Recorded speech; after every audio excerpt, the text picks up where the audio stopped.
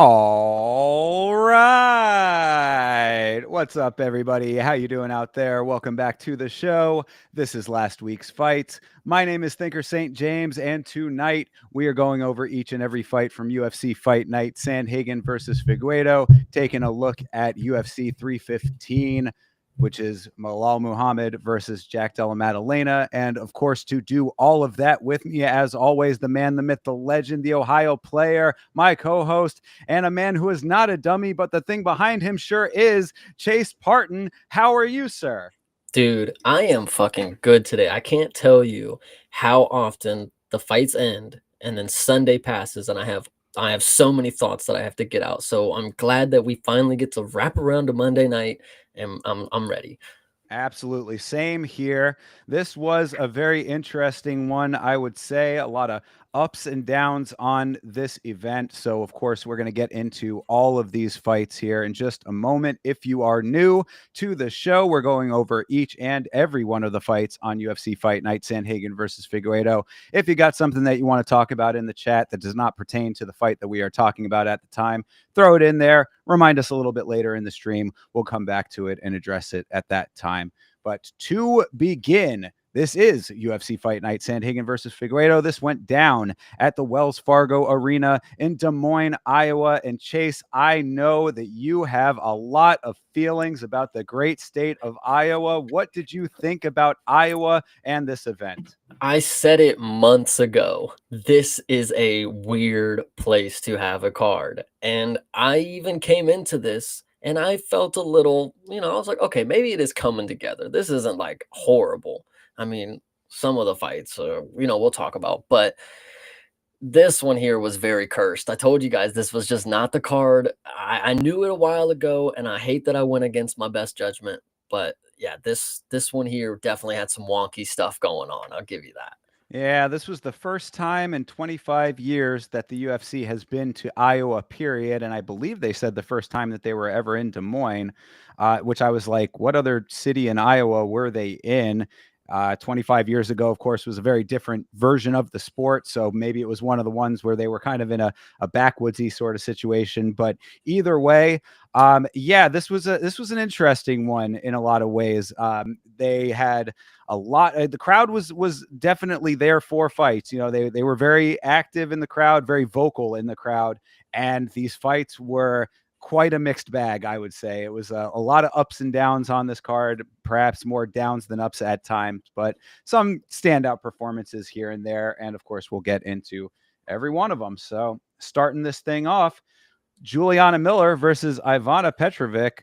Petrovic used to train in Norway, where MMA is still illegal. So they need to get that sorted out in the great country of Norway. Get MMA legalized, please. But she moved her camp to Las Vegas and didn't learn a damn thing, apparently. Chase, what did you think of this fight? Well, okay. Let's start by going into this fight. You have somebody who's going into it at 4-3, and her nickname is Killer Miller, by the way. I want you guys to understand that they gave the nickname Killer to somebody who had lost more than 50% of the time of her career. And I will eat my words by thinking she did not deserve said title. She is not a killer, quote unquote, but she's better than somebody who got some pretty privilege on the damn betting lines. I'll tell you that. And I want to make a point. Pretty privilege gets you places, and somehow it can get you to believe that somebody has a skill set that is just not there. I don't know what the hell Petrovic had, because they first off they started talking about how she's got that, she's kind of got some sneaky subs. She's a brown belt. Chase Hooper, I would like to make a point that he questioned who gave her the brown belt, because after this fight we didn't see nothing grappling related that shows you she should have any type of credentials. But alas, the striking also, they were telling us that she's a kickboxer. Like she's somewhere she was a great kickboxer. I also did not see that. So I'm just very confused on where the minus 260 line came from, because Ivana, I did bet on you, of course. I mean, I wasn't gonna bet on the 4-3 woman, but like the fact that you let somebody who's 4-3 walk all over you for 3 rounds, like I know they gave 29-28. I don't know which round they would have gave Petrovic, to be honest, but this one was just a very sketchy start. I'm going to be real. Yeah, no, though they said that the first round, going back and doing the rewatch, listening to the commentary, they were like, oh, Miller was doing nice work early on in that first round, and then she let it slip away from her towards the end. And I was like, really? I mean, like, based on what exactly? Because you're saying that, her brown belt and, oh, where were the BJJ skills? The striking skills were not there either. She didn't do much of anything in this entire fight. This was a completely one-sided affair from a fighter who was not doing all that much herself. I mean, basically the way that I like broke this down was that it was a close fight because they're both so very mid, and Miller just outmitted Petrovic in the second 2 rounds at least, if not all three. So yeah, I mean, this was a sleepy way to start, and the crowd was not happy from the second that this card started for this exact reason. This was one of many, many clinch-heavy fights on this card. I'm sure you're going to hear that note coming up over and over again. And it was just a really, like, it was a struggle fest. I mean, that's the way that I would think about it. Like, they were both kind of jockeying for position when nobody was really taking the lead and making it happen, except for Miller in select instances, I would say. When I see fights like this that come the first fight of the night, there's two thought processes you can have. Okay, they want everybody seated and they want to watch something like they want to see something entertaining really quick.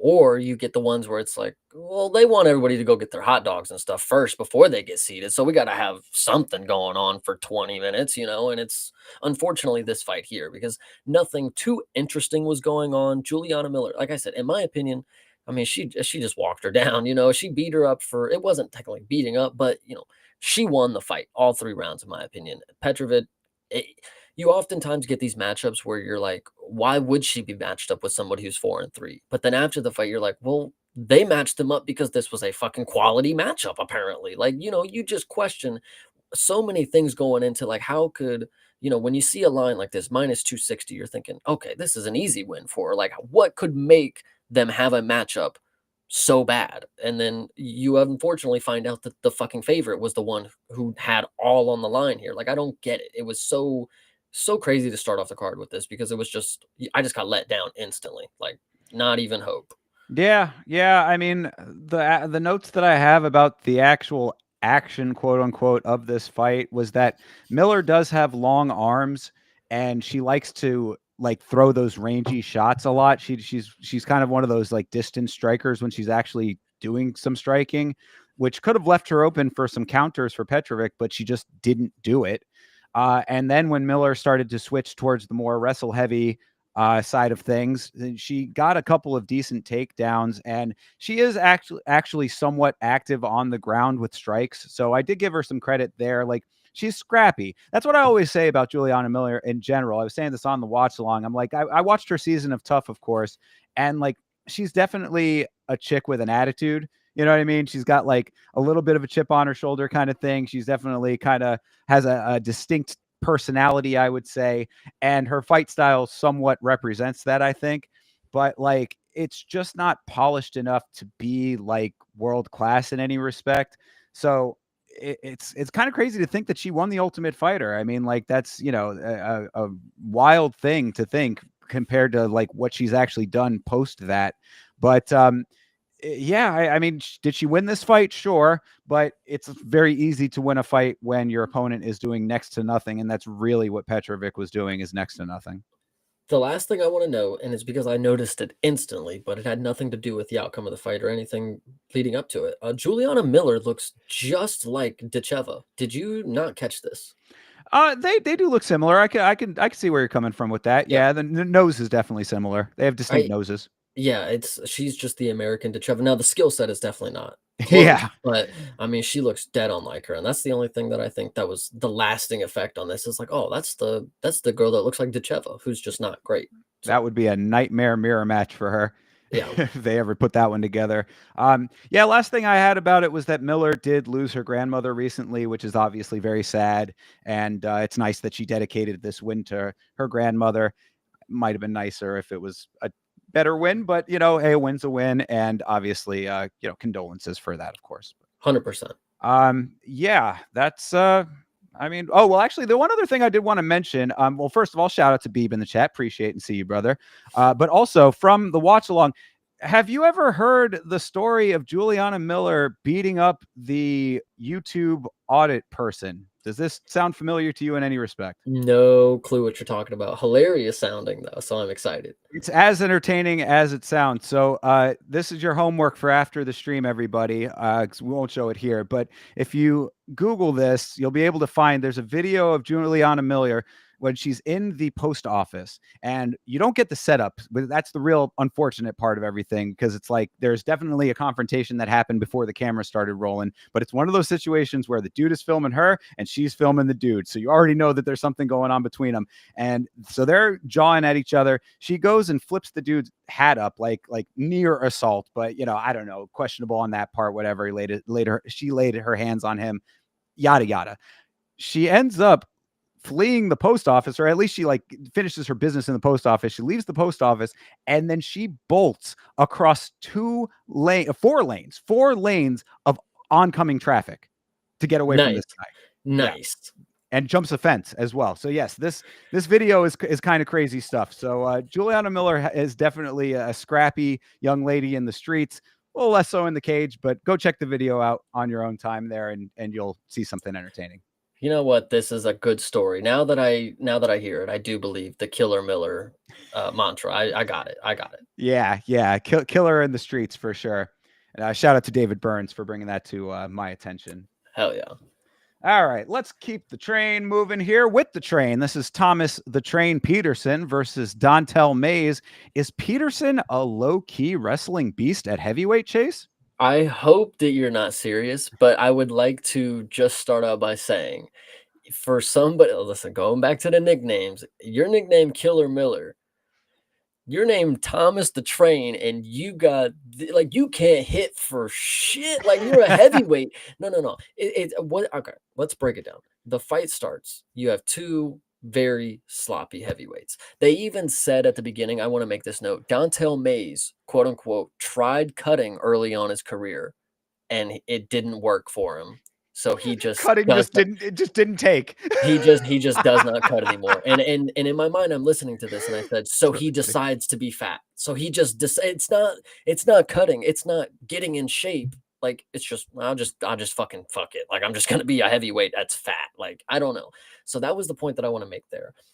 Shout out to TJF, man. Yo, what's good? Oh yeah. I like the little shout out there, buddy. Anyway, what up, bro? Thomas Peterson comes into this fight. The fight starts on the feet, goes to the ground as quickly as it could ever go. And then you got Thomas Peterson who throws up two triangle chokes. Arm triangle, excuse me, not triangle choke. Sorry, that would be crazy. Head and arm. Yes, he did the arm triangle and he locks it in. Dontel May sits there and is just immune to it. BJJ just does not work. Bald, fat, black guys. I don't know what the science is, but Dontel Mays just doesn't get choked out. Thomas Peterson then adjusts, gets the choke again. And mind you, I had Thomas Peterson by sub plus 600 on the slip. So this was very frustrating to watch him sink in the choke two different times and say, fuck it. I'm not going to get it. I'm just not going to get it. I can't squeeze hard enough. I don't know. But this is like, he literally was on the right side of the guard, had him past everything, and he just said, fuck it. And then I would understand if you say, fuck it, I'm not going to choke him out, and then you finish with some ground and pound. But the fact that we have 3 rounds of ground and pound that is no pounding and mostly just sitting on the other fat person. Tom, you brother, the ground and pound was decent because you won the fight. You had a 30-25 and 2 30-26s, probably one of the more epic scorecards that you could get, especially because we know you're not that great. But the fact you didn't finish this was so crazy to me. I didn't get the sub. Okay, I was waiting for it all fight because at some point, if you're not going to finish him, go for the sub again. He did not, by the way. He did not go for it after the first 2 attempts where he locked them in fully. So he clearly just don't got it. He just don't got it. I don't know what to tell you about that one. So call him a low-key wrestling beast. Actually, we will talk about it later. I don't want to bring it up yet. But low-key wrestling beast is pretty crazy. but he did lay on another dude for 13 minutes. So Well, the and stats will back up what you're saying. I just don't think the eye test is going to lend itself to that. Go ahead. But that's my point, is that it's at heavyweight, this is what you get as a low-key wrestling beast, though. I'm telling you, I'm sticking with this. Now, Grant, I'm very upset and sorry for you for not getting what you wanted out of the submission, because yes, we all would have liked that.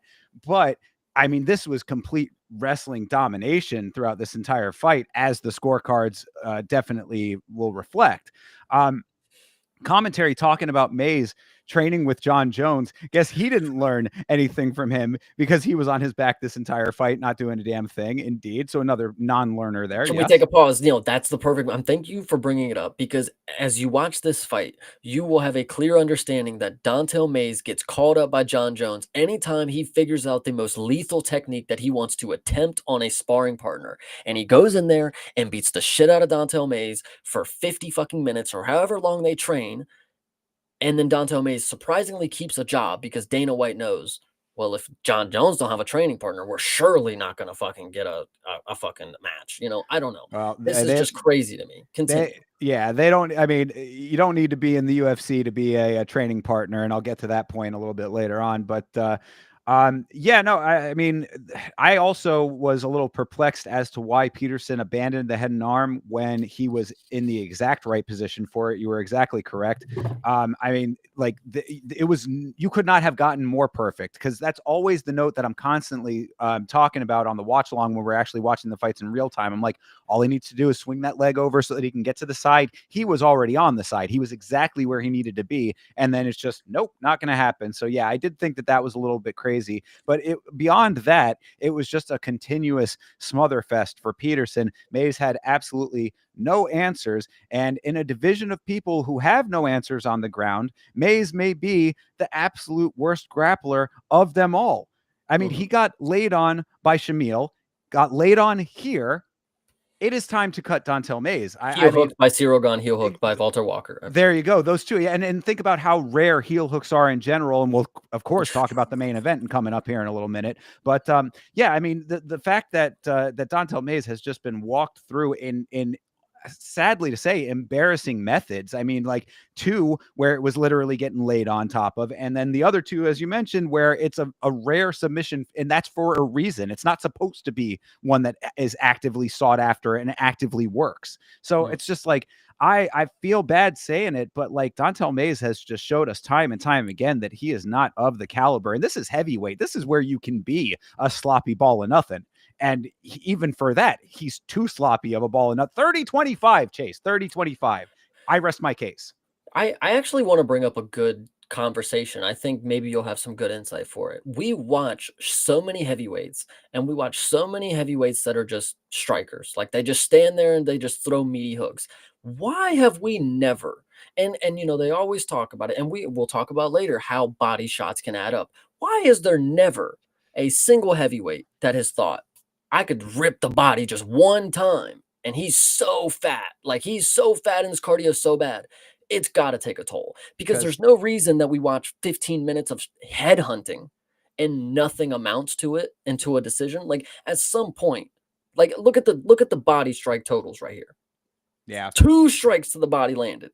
And I'm just saying, listen, when it comes to heavyweights, it's like, what do you expect? It's like, do I expect them a basic boxing combination? Like just a slip one, rip the body. I know it's dangerous because you're leaving your head open, but like you're obviously just head hunting the entire time. You're not going to get it even against Dontel Mays. I know this is a different case where he's fucking wrestling him and he's on top of him, but in general in a general case, like I don't get how there's not one heavyweight that thinks adding up to the body will amount to something. I don't know. Because there's a protective layer of blubber that is keeping the fist from the internal organs. I agree, but they always talk about the soft belly. So I can't imagine being fat is like the perfect technique for body defense. Like I don't know. That's just my opinion. Yeah, yeah. Well, I mean, it would have been a good time to try it out considering that Peterson had complete free reign here for this entire fight. As I said, 30-25, 30-26, and 30-26. Based Iowa judges, by the way. Was a little bit of weirdness with some commission related stuff, but not a ton on this card. Credit where credit is due. One instance does stick out, but we'll talk about that. Other than that, I actually thought that the judging was pretty fair. So good job on this one because yeah, I mean a 30-25 is extremely rare, but it was certainly warranted here. And yeah, the only other thing that I had was that at the very end of the fight, Bisping called Thomas Peterson Steven Peterson, which I thought was pretty funny. But yeah, I'd forget his fucking name too. I mean, like, come on. well, the other thing Bisping about said some really stupid stuff tonight. Let me interject right there and okay, all say right, that.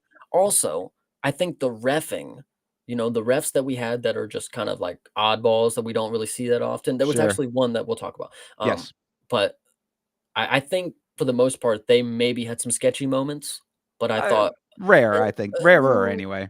on this one, I think there was a couple that we'll talk about. But other Okay. than that, like I think all in all, yes, it wasn't the worst night of commissions, Yeah. whatever you Oh wanna no. say. And trust. We have seen plenty worse than this. Yeah. But yeah, no. The last thing that I had for this is that if you saw the crowd shot at one point, I think it was before the fight started. Thomas Peterson had a little cheering section that were all dressed as train conductors, which I thought was very cute. But the funny thing to me is that Thomas Peterson is the train, but you have Thomas the Tank Engine right there waiting for you as a known thing that could be. I guess he's worried about copyright infringement with that, perhaps.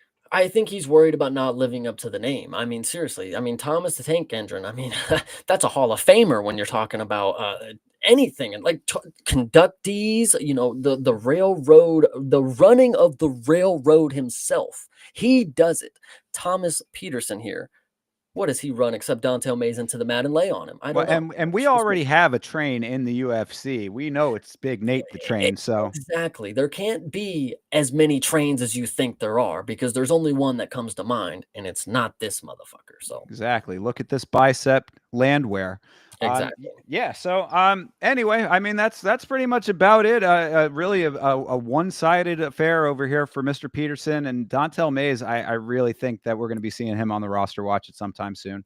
I just can't believe how special of a performance you have to put on to get 30-25, 30-26, 30-26, and still not look impressive. I'm just saying. Like that that's just the last point that I think I'll make. Is like I because we know for fact Thomas Peterson, it's not like holy shit, dark horse of the fucking division. It's like no, he's gonna fucking lose his next one probably to Hamdi. Like Could be. Well, actually, that might not be a bad match. The big wrestlers going doing the wrestling thing. See who might actually be a low key wrestling beast over here. mhm.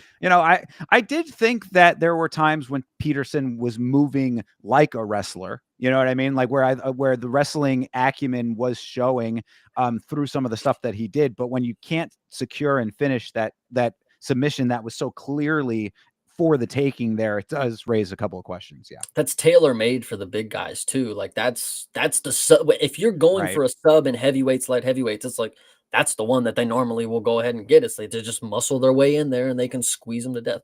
Dante Mays apparently is just immune. So I don't know. Built differently, just not better. Yes, yeah, exactly. All Just right. rounder. Yeah, indeed. All right, let's move on here. Next up, Gaston Bolaños versus Kang Lee. What was the I go pronunciation they I were go going with? Kwang Lee. Kwang Lee. I think Yeah, that's what they were saying. straight Uh, from Mortal Kombat. yes, Kwang Lee. What an actual beast over here, Mr. Lee is. That was a really solid performance here. What'd you think? Dude, I told listen, I don't know if I was as adamant as I'm about to make it seem, but like on the previous week, this right here, this dog right here, this is the dog you put fucking money on. I don't care what you think about the region that he comes from or what he's going to be able to bring to the table in the long run. I can tell you, one, he's a striker and he's damn good at it. Yeah. Two, apparently he's got some damn good fucking grappling because he just left Bolaños face down. I can't tell you how good of a choke because and it was great. there's the sequence that ends it, where Kwang Lee actually has the choke in, but he wraps his arm up. He like grabs his like forearm because he doesn't have the actual choke, but he's holding out long enough for Bolaños to, try to make his move. And then and it was perfect execution, flips him over. And then this is the one, okay, there's maybe a couple moments. The reffing, I want to say it was Holt from American Dad. What's his name? The short, really buff guy. Oh, it wasn't. I know who you're talking about. No, it was the referee for this one was Tyrone Roberts. This is the dude from the golden age of the sport. He was the local dude. But Well, yeah, either way, the dude who you're talking about, I know. I forgot. Oh, his name is on Copeland. the tip of my. Yes, Gary Copeland. Jesus Christ, thank you. Yes. Okay. So this fight right here, the choke was in, flipped him over. In my mind, I mean, it's over. There was actually a moment where you could see Bolaños. He like reaches for the hand, but like I feel like his brain just wasn't Yeah, working because like body gave out. he just like kind of just like rubbed his face. Like it was like a weird. I was like, he's going out, like he's out, and then he flips him, and you could tell he's out. Kwang Lee even says he's out, he's out, Yeah, he's out. Like it was a dangerous choke because the ref didn't understand like the position that he was very compromised right there. yeah, well, yeah, what I said about that, he definitely was asleep for a while. It was hard to tell towards the end of it just because by the time that it was the ultimate finish position, Lee was on top, and so it was like he was kind of like smushed into the mat a little Mhm. bit. So it was a little hard to tell for the referee, but the ref should have been a little bit quicker to checking the arm because Yeah, he was, yeah, give the yeah, little limp check. If he would've exactly, yeah. yeah, Yeah, I hear you. totally. And that ref, of course, was, as I said, Tyrone Roberts, who's a former fighter from the golden age of the sport who competed at UFC 26, actually. He was in a co-main event at UFC 26 way back in the day. Good to see him continuing on with the sport, but you got to be on top of stuff like that, man, because that was dangerous. You're correct. Yeah, it was definitely dangerous, and especially not especially, but, like, I just think is very impressive for somebody who I'm coming in here knowing is lethal on the feet, and I'm expecting a dog fight from a dude who looks like Ilia Topuria against a dude from Mortal Kombat, and the fact that, the first round, it was, whatever. Oh, yeah, it ends in the second round. Yeah, first round was a little whatever. I can't tell you too much that happened. I know Kwang Lee won, but, like, can't tell you too much that was interesting. The second round started off a little quick, Bolaños charged right in at him, and they got to striking a little kind of heavy-handed. Kwang Lee actually looked he was looking good for that moment because he was Oh, popping yeah. it out. He was taking shots, but he was still flowing with the move. And then, obviously the grappling. The sequence was actually Bolaños' fault because he threw a high kick. Kwang Lee caught it and just shoved him to the ground. And then Yep. it was just a great sequence after that. That Kwang Lee did a lot of great things. There was a moment where he had his back and he trapped his left arm with the body hooks. So he was he only had one arm at that point, but then he ended up getting out of it. But then he still finished the choke. That is what is important. He did not let the back take become just nothing. He didn't let Bolaños wiggle out of it. He did a few times. He got up and there was some grappling moments where you thought it was going to be interesting, but at the end of the day, Kwang Lee knew I got the advantage. I can't give him the opportunity to get up one more time.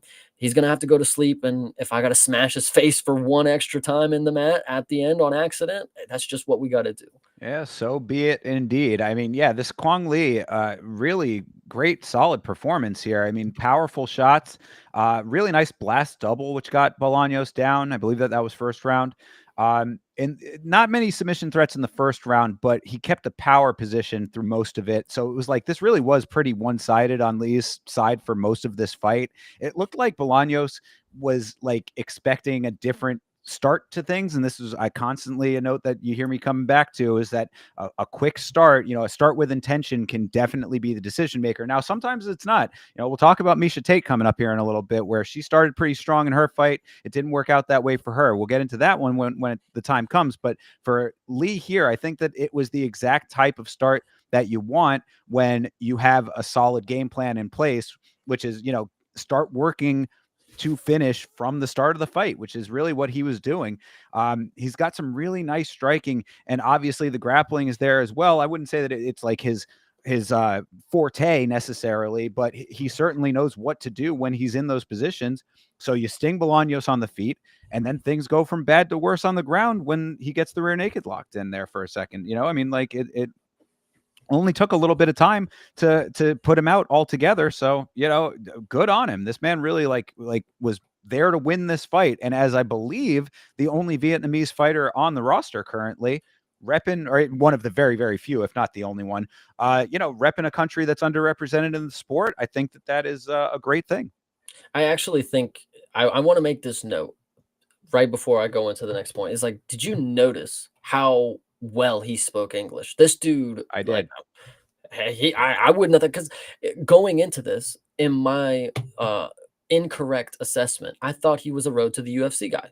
So that's my apologies. This is obviously some killer that people knew about because he didn't have to go through the hoops that other people do.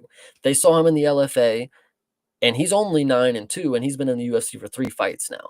So they obviously knew that this is somebody that can be the talent that we're looking for. He doesn't have to go to the Ultimate Fighter. He doesn't have to go to the road to the UFC. Whatever his path is, he got there with the skill and whatever credentials that he does have. Clearly, he's got something fucking good in the bag. But the UFC, the matchmakers, they know that this guy's going to be good. I'm just saying. Like, you can see with how the trajectory goes. Like, if they just jump into it, somebody had to have thrown his name out there. So, Yeah, well, and I mean, the credentials are being displayed right before your very eyes in a fight yeah. like that, because really it was very one-sided. I mean, Bolaños, I was expecting a little bit more out of him. I thought that he looked pretty decent in his last fight from what I had recalled, but I think that the circumstances in the last fight were a little bit more conducive to him than this one, obviously, because Lee came out here to win, and that is exactly what he did. So good stuff, man. I really enjoyed this fight. Dude, I did too, especially because I knew when you have a dog that you just don't feel is rightfully, marked, and they come out here and prove to you why they should not have been the dog. It's just nothing sweeter, I tell you that. It sucks that he's probably not going to be the dog again, but that's why you got to be watching these dudes from the jump. Bingo. Early money can be made. Absolutely. 10,000% correct there. And of course, after the first two fights, which were rather sleepy, this was a nice little pick me up, to go into the rest of this card. So good way to get the momentum back. Yeah, this one probably should have been the opener. Yeah. Yeah. It definitely would have been off to a bang as opposed to what we got. So, I mean, even without thinking it's going to be a finish, I mean, on paper, like, I could tell you this one's going to be better than the two heavyweights and probably the girl who's 4-3. I don't know. yeah, perhaps. Well, whatever the case may be, we enjoyed it. And good Oh stuff yeah, for Mr. Kong Lee. Can't wait to see him fight again. yeah. All right. Well, this fight was one that did my heart good. Jillian Robertson versus Marina Rodriguez. Of course, Jillian Robertson is a Yama favorite for a reason. She is a fantastic submission specialist who never stops working on the ground leading up to the subs, always elbowing, always advancing, all gas, no breaks. And of course, the Vitz King is smitten with her. So we were very happy to see her get this win. What did you think, Chase? I think it's unfortunate because it was probably 2 or 3 fights ago when I first saw Marina Rodriguez, and I thought to myself, like, damn, this is like she's got a skill set that you don't see very often. It sucks that 2 fights after that, I'm still wondering what I saw that first time. So, it's unfortunate that Jillian Roberts, who I don't believe should be somebody who's marked at a -270 against, somebody who's like competitive talent. But after seeing what happened here, I mean, Marina Rodriguez, obviously we see how it ends, and the end to her story, whatever you want to say, in the UFC.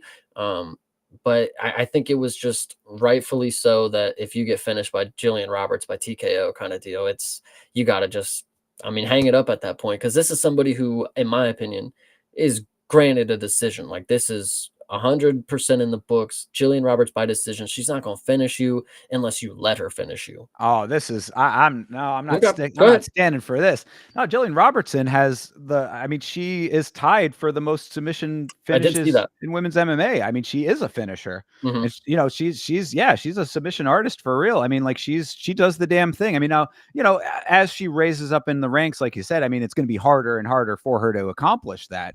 But I mean, I don't see that much difference.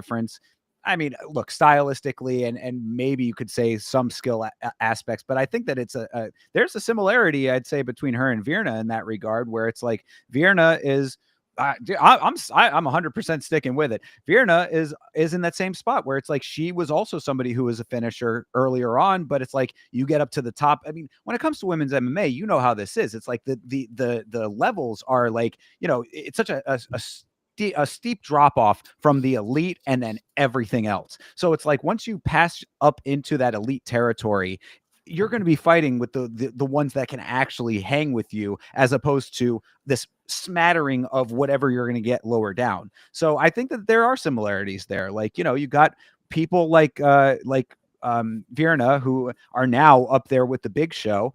I mean, seeing her get finishes going on forward, I think it's going to be a little bit more rare. Can she win? Absolutely. I definitely think that Virna can win. We know that she can. Jillian, I'd like to see, because I mean, now she's going to be ranked number 9. And in top 10, I think that it's been a long time coming. I feel like she's been around for quite some time and sort of bubbling under the surface. And now she's showing that it's like, okay, it's time for her to break away from the pack a little bit and get into that elite territory. And look, I'll eat the words if I'm incorrect about her not being able to hang with the big dogs. But for right now, everything that I've been seeing, I mean, look, 12-6 to the asshole speaks for itself, in my opinion.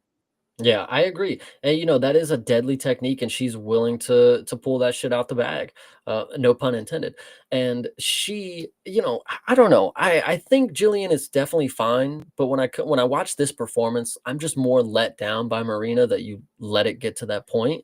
Jillian Roberts, there was actually somebody in the Discord, I forget who it was at this point, but they specifically said like Jillian, she doesn't stop trying to finish the fight kind of deal. So it is going to be a hard ask for a decision. And, did I think she was going to get the finish against somebody who I felt was decent enough? No, but she did end up doing it. And I think this lies more on Marina Rodriguez. She got in a fucked position and she had no answer for any of the grappling.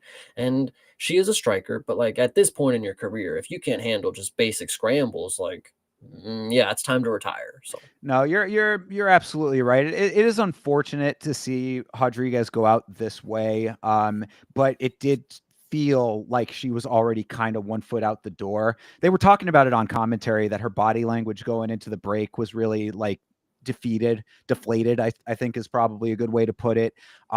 She had the ninja choke attempt in the opening of the second, looked like it could have been the move, but Robertson was staying in control and thwarted it. Then right back to business, kicking ass on top after doing so for pretty much all of the first round too. When she gets full mount, dude, elbows, hammers.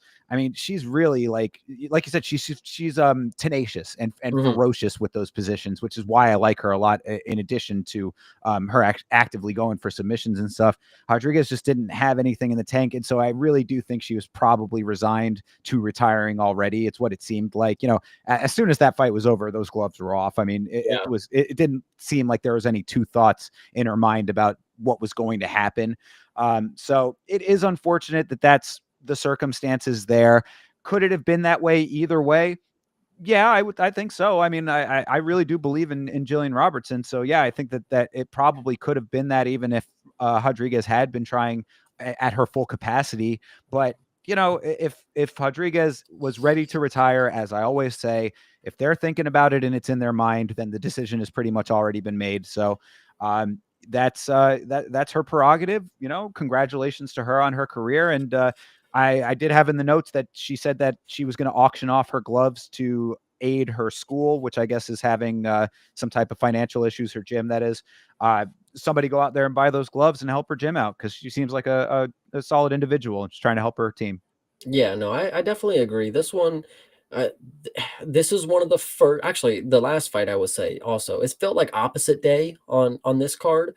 Anybody that you thought was going to get a TKO, they got a sub. Anybody you thought was going to get a sub or decision, they got a TKO. Anybody you thought was going to do anything other than decision, they just got a decision. So Yeah.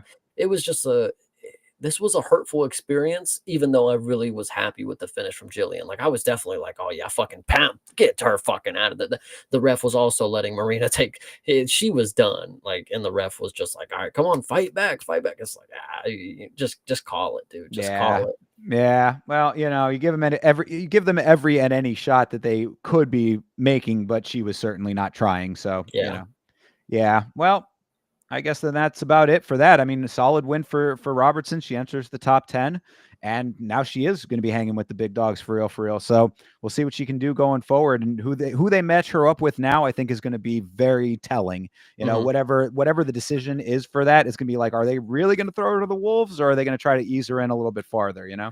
Yeah, well, it's not a great look in my opinion if you're somebody who's trying to reach the top of the ranks and you get in your post-fight speech and you call out another person that you wanna retire, you know, Yeah, uh, that was a slightly tasteless. I do agree. I mean, she I wouldn't shouldn't. say tasteless, I mean, it's more like, shouldn't you be, like, wanting the tough competition? Like, if you wanna be that bitch, like, Oh, I you see should what be you mean. calling out somebody that's not on the end of the career, and I make that notice because Angela Hill responded back like, "You declined the fucking fight with me, girl, so what are you talking about? You want to retire people, but you're declining the people that you could be retiring, kind of deal." So if you want tough competition, you want to be the top of the top. You got to take scary matchups. Like you can't just be skating your way. You can't get another foot. Listen, we see it sometimes where people get those paths where they just face the old competition on their way out. Up. Joaquin Buckley is one of those people, and I don't think it's going to add up in the end because you're going to get the youthful competition that is supposed to be what you were facing in the out of prime people, and they're gonna be so much different than what you're expecting. I don't know, that's just my Yeah. No, I'm with you on that. I agree. I mean, you should be aiming for the top. I mean, she was doing the whole belt thing, trying to say that belt she thing, wants the calling belt. out a pensioner, like, I mean, well, if that's a person ahead of her in the rankings, then I guess it does make somewhat of sense. But yeah, no, I understand what you're saying there. I thought it was just tasteless a little bit that she had said anything about the retirement in general when Rodriguez was retiring. It's like, you you word that a little bit differently to show some respect to your opponent, who's you obviously just dominated. But either way, actually, if you wanted, I think it was a pretty well done, like, moment, like, at least in her mind, the execution is like, I got the karate hottie on commentary, I done sent her into the retirement home. Marina Rodriguez, get your ass out of here. Now we can get the other one that we're gonna retire. I just think at this point, if you're this high in the rankings, you gotta do that like 7 fights ago. Well, I don't know. fair. Well, then again, I guess it's going to be very telling who they end up matching her up with because If it's either, Lamos, I mean, do I sit here and be like, "Oh, yeah, man, this is some title fucking contender coming." It's like, no, this is another easy win because she's a grappler, and Lamos has no fucking ability to stop a submission. yeah, well, then at least she can shake the division up with that. I mean, maybe she will be the one to clean it out a little bit. Get these people out of here who really don't need to be there if that's the True. case. Fair. But look, the cap off is going to be whether or not she can actually do all of what she's saying anyway. Mhm. That's going to be the end of the road. So it's like either put up or shut up with these people, and then get yourself up to title contention and make it happen there. If you're really Yeah. about it like that, we'll see. Yeah, I agree. All right. Well, moving into this next fight, Ryan Loder, Azamet Bekoev. This was really not a great look for our dyslexic king, Mr. Ryan Loder. I'm What'd you glad you think? bring that. Let's actually have a discussion first because when the fight started, Ryan Loder, dyslexic king, obviously. We know this from Tough. However, when the fight started and they talk about his education, this dude has a fucking master's degree. Well, he overcame it. That's why he's such a champ. I Brother, mean, it's definitely not for a the a fight. m a master's degree, like, Yeah, well, you could be dyslexic and have a master's degree. that's a lot of fucking school. Like, I don't know. I can tell you I struggle with dyslexia, and after 5 years to get an associate's, I was done, guys. It was hard. Like, I can't tell you to get a master's, that's like 25 years for me. Think about that. So if I'm sitting here and I'm supposed to look up to Ryan Loder, like, man, he suffers from what I got. Don't be fucking telling me that this dude's a doctor. Like, I'm not gonna Shouldn't fucking you take some encouragement out of that you too could do that? I can't. I attempted. I done tried. Like, Oh, come so on. so I think it is just funny that that's like, the story that they were painting on Tough is not the story that they're painting now. Like if he would have came into Tough and he's like, man, I struggled to get my master's degree. It was hard, but it took me a long. I didn't hear nothing about no damn master's degree. I'm telling you that right now. Maybe he Well, just maybe he completed. did struggle. Maybe it was all, maybe he struggled and overcame the adversity. Anyway, that's just something I want to know. Okay. To also note, this is the first All-American wrestler against a former other promotion champ of the night. Was And yeah, Becko ever who was he champ of? LFA, Oh, LFA. okay, I didn't realize that, Yeah. alright. I had to double check it was LFA, but Gotcha. he was that was when he came in on short notice. It's like, yo, this he's a former champ. Like he doesn't have as much hype as somebody that we'll talk about later on down the line. But coming in, you know, is this dude going to be able to hang with the big dogs? Champ of another promotion doesn't necessarily add up. Okay, well he smokes Zach Reese in one round, knocks him out unconscious pretty brutally. Then he comes in here and then an all-American wrestler. We've been hearing the talks like, whoa, is the American wrestling dying out? And here we are to watch the first of two American wrestlers get pummeled. Like this guy, Asmat, his nickname is like Iron or something like that. He do got some fucking iron in them hands, dude. It's crazy how light he can look like he's throwing, but it just like fucking rattles the shit. Like, dude, Ryan Loader took a couple clean shots and it was looking sketchy. I'll give him credit. He recovered very quickly after the initial flurry. Even Bisping's like, wow, Asmat done gassed himself out. That was maybe one of the first dumb things that he said because they started to flip the Ryan Loader's out. He's got him now. He's got, and then he gets fucking dropped. And then the ref, after we got Ryan Loader hands down, face on the mat, we got to get a couple extra ones in there. We got to make sure he's done before we know that he's done. Even Asmat, he hit him once and he was like, you want me to keep going, dude? Like, and shout out to him. I do like this Asmat dude. He is really an entertaining person. I don't know if anybody in the chat has noticed, but our boy Asmat is now a new member of Twitter. Hey. He's actually had the account for a while, he says, but he's a new member because he didn't know Americans love it so much. I love the idea that he's just been on there just talking shit about everybody. If, he's a cool dude. And I just think a performance like this adds to the aura. Like you come out here and you get a knockout. Yeah, you get on Twitter and you talk some shit for the first time. Fuck it. Like that's the shit I love to see. Enjoy the fish out of water element for the time being. So Yeah, I've been seeing a couple of funny things coming through when it comes to Asmat as well. I like him too. I think he's got an okay personality. He seemed pretty cool in his post-fight interview there in the octagon. Gave some respect to his opponent as well, which I was like, good sportsmanship too. So yeah, nothing not to like right now. And when you're getting freaking knockouts like this, it's easy to enjoy that as well. I mean, the thing here was that it's like going through the motions here, like Loader tries to initiate the takedown, but Bekoev is wise to it, reverses the clinch, and they eventually break. Then instead of staying on the hunt to get back to the wrestling, Loader stands, gets dropped, gets back up, and then gets pummeled some more. It was like, dude, where was the level change? Again, you already know that this was a bad situation that you were in. Now, granted, he might have been dazed, he might have been rocked, but I would think that especially as an American wrestler, you would think that the instinct would be instantly to shoot, but yeah. he just didn't. I mean, and you're right. He's definitely a tough guy because he took a lot of heavy shots before he eventually fell completely. But the second drop, he'd had enough. He covers up, no attempt to fight back. I mean, it was really kind of a crazy looking deal there. I thought that his stand-up game was better than it is. Stick to the mats, my dude. Like, that should be your default is what I was thinking throughout all of this. Like, I don't understand what this instinct to go against your strengths was. Yeah, this is not the first of two that we'll talk about where panic shooting didn't seem to be an idea. And I know we normally hate that. It's like, oh my God, here he goes fucking shooting again. But like, bro, you're a wrestler. Like, I mean, can we be mad that you're trying to initiate the thing that you're good at? Probably not. But the fact that you didn't, like, you were in danger, my dude.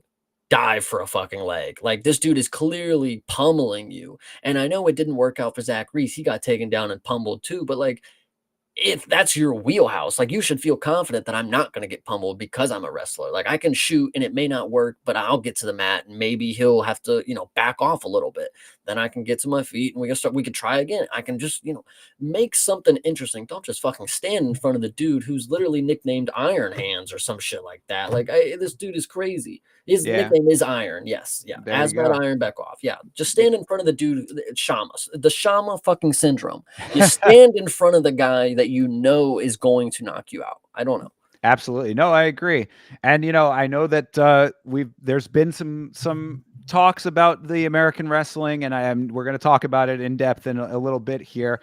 This is probably going to be a lot of what I'm going to say, so I'll highlight it here. And shout out to Realize as always, but saying that American wrestling can be a great base, but you'd better be more well-rounded these days. And that is, I think, exactly the counter that I'll be saying in a couple minutes when we talk about the matchup where it makes sense. I will bring it up now and then I'll bring it up later just so we can go back to it. I saw an incredible tweet.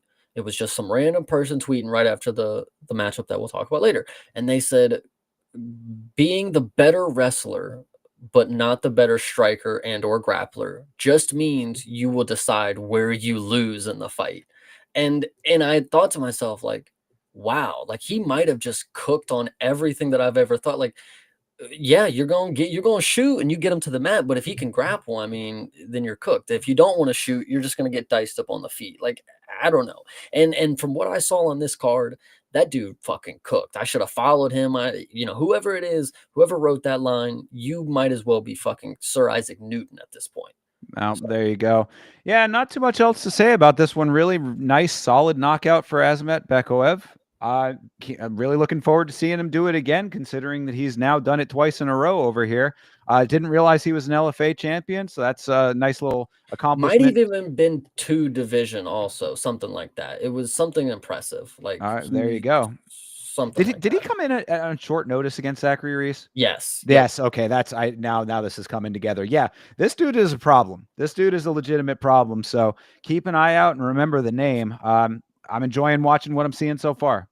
I mean, and it's actually crazy that somebody who he's not lending me as like when I look at him, I don't see somebody like Shara. Like I don't see somebody who's like creatively striking and making me go, wow, like wow. But like he's just going in there and throwing his hands. I mean, like you can't be mad at the dude who just wants to fight. Like he's just in there. He's there to end fights. He's gonna punch you. If you want to wrestle, he'll stuff the takedowns, and then we're gonna fucking pummel you some more. Like I can't be mad at a dude who just who just does what the fuck he wants. Like I don't know. The fight was what he wanted it to be, and he won that fight. I Yeah, I love it. 10,000%. I agree. All right. Well, real quick, also shout out to Cooper Rowe. If you want to bring your question back when we're talking about next or this coming week's fights at 3:15, we will discuss that in a little bit later on in the stream. And But subscribe if you haven't already, my guy. absolutely, make sure that you do. All We right. are here every week doing this thing. Hell yeah. Yeah, next fight up on the docket, Misha Tate versus Yana Santos. Yes. This is our featured prelim bout, and I want to bring this up because I think this is the moment. It was either after this fight between the break. They had a TV promo commercial and it said featured prelim bout, don't miss.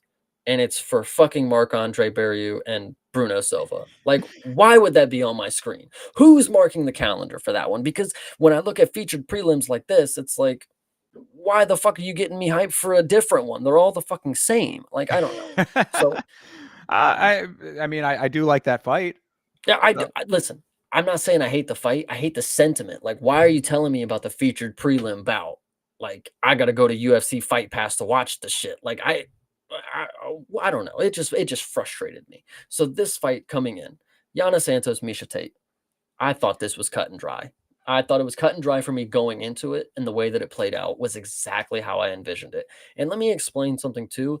When I first saw Yana Santos fight last fight, that was the first time I ever saw her. I said, "Holy shit, this is a problem. If she's a prospect," and then I realized she's old, and I'm like, right. but the skill was there. So I think that was key for me going into it. You got to base your assumption off of what you've most recently seen from them. And Yana Santos was a good fucking fighter in the last time I saw her.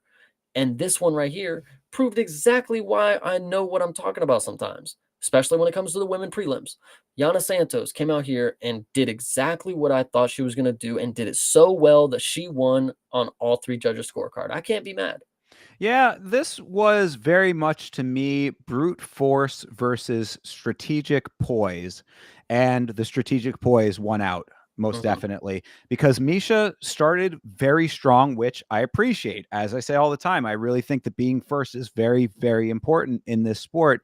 You could see the determination in her face as well, but Yana just navigated the early onslaught extremely well. Like, this is something that, like, you should really be taking, women out there should be taking notes of how she navigated the early parts of this fight, because Misha was coming out like she was hunting, like she was on the hunt for real, and she was like throwing everything that she had. She was going in like clinching real angry as well. You know, it's like you could see like the ferocity in the way that she was conducting herself, and Yana stayed real calm, real cool, made sure that she didn't get herself in any positions that were super dangerous, was very nicely active on her feet to make sure that she was not in any danger spots, and just very impressive overall thereafter, because Misha ended up gassing herself out, I would say midway through the second round, and allowed Yana to stick and move pretty easily. So, you know, this was like the exception to the rule, I would say, when it comes to like how you start a fight, because I do think that being first is very important, but you can't put so much out there that you don't have anything left in the tank if someone navigates the way that Yana did. I think it was just a brutal matchup for Misha because, like you said, she was walking in there ready to make it a fight.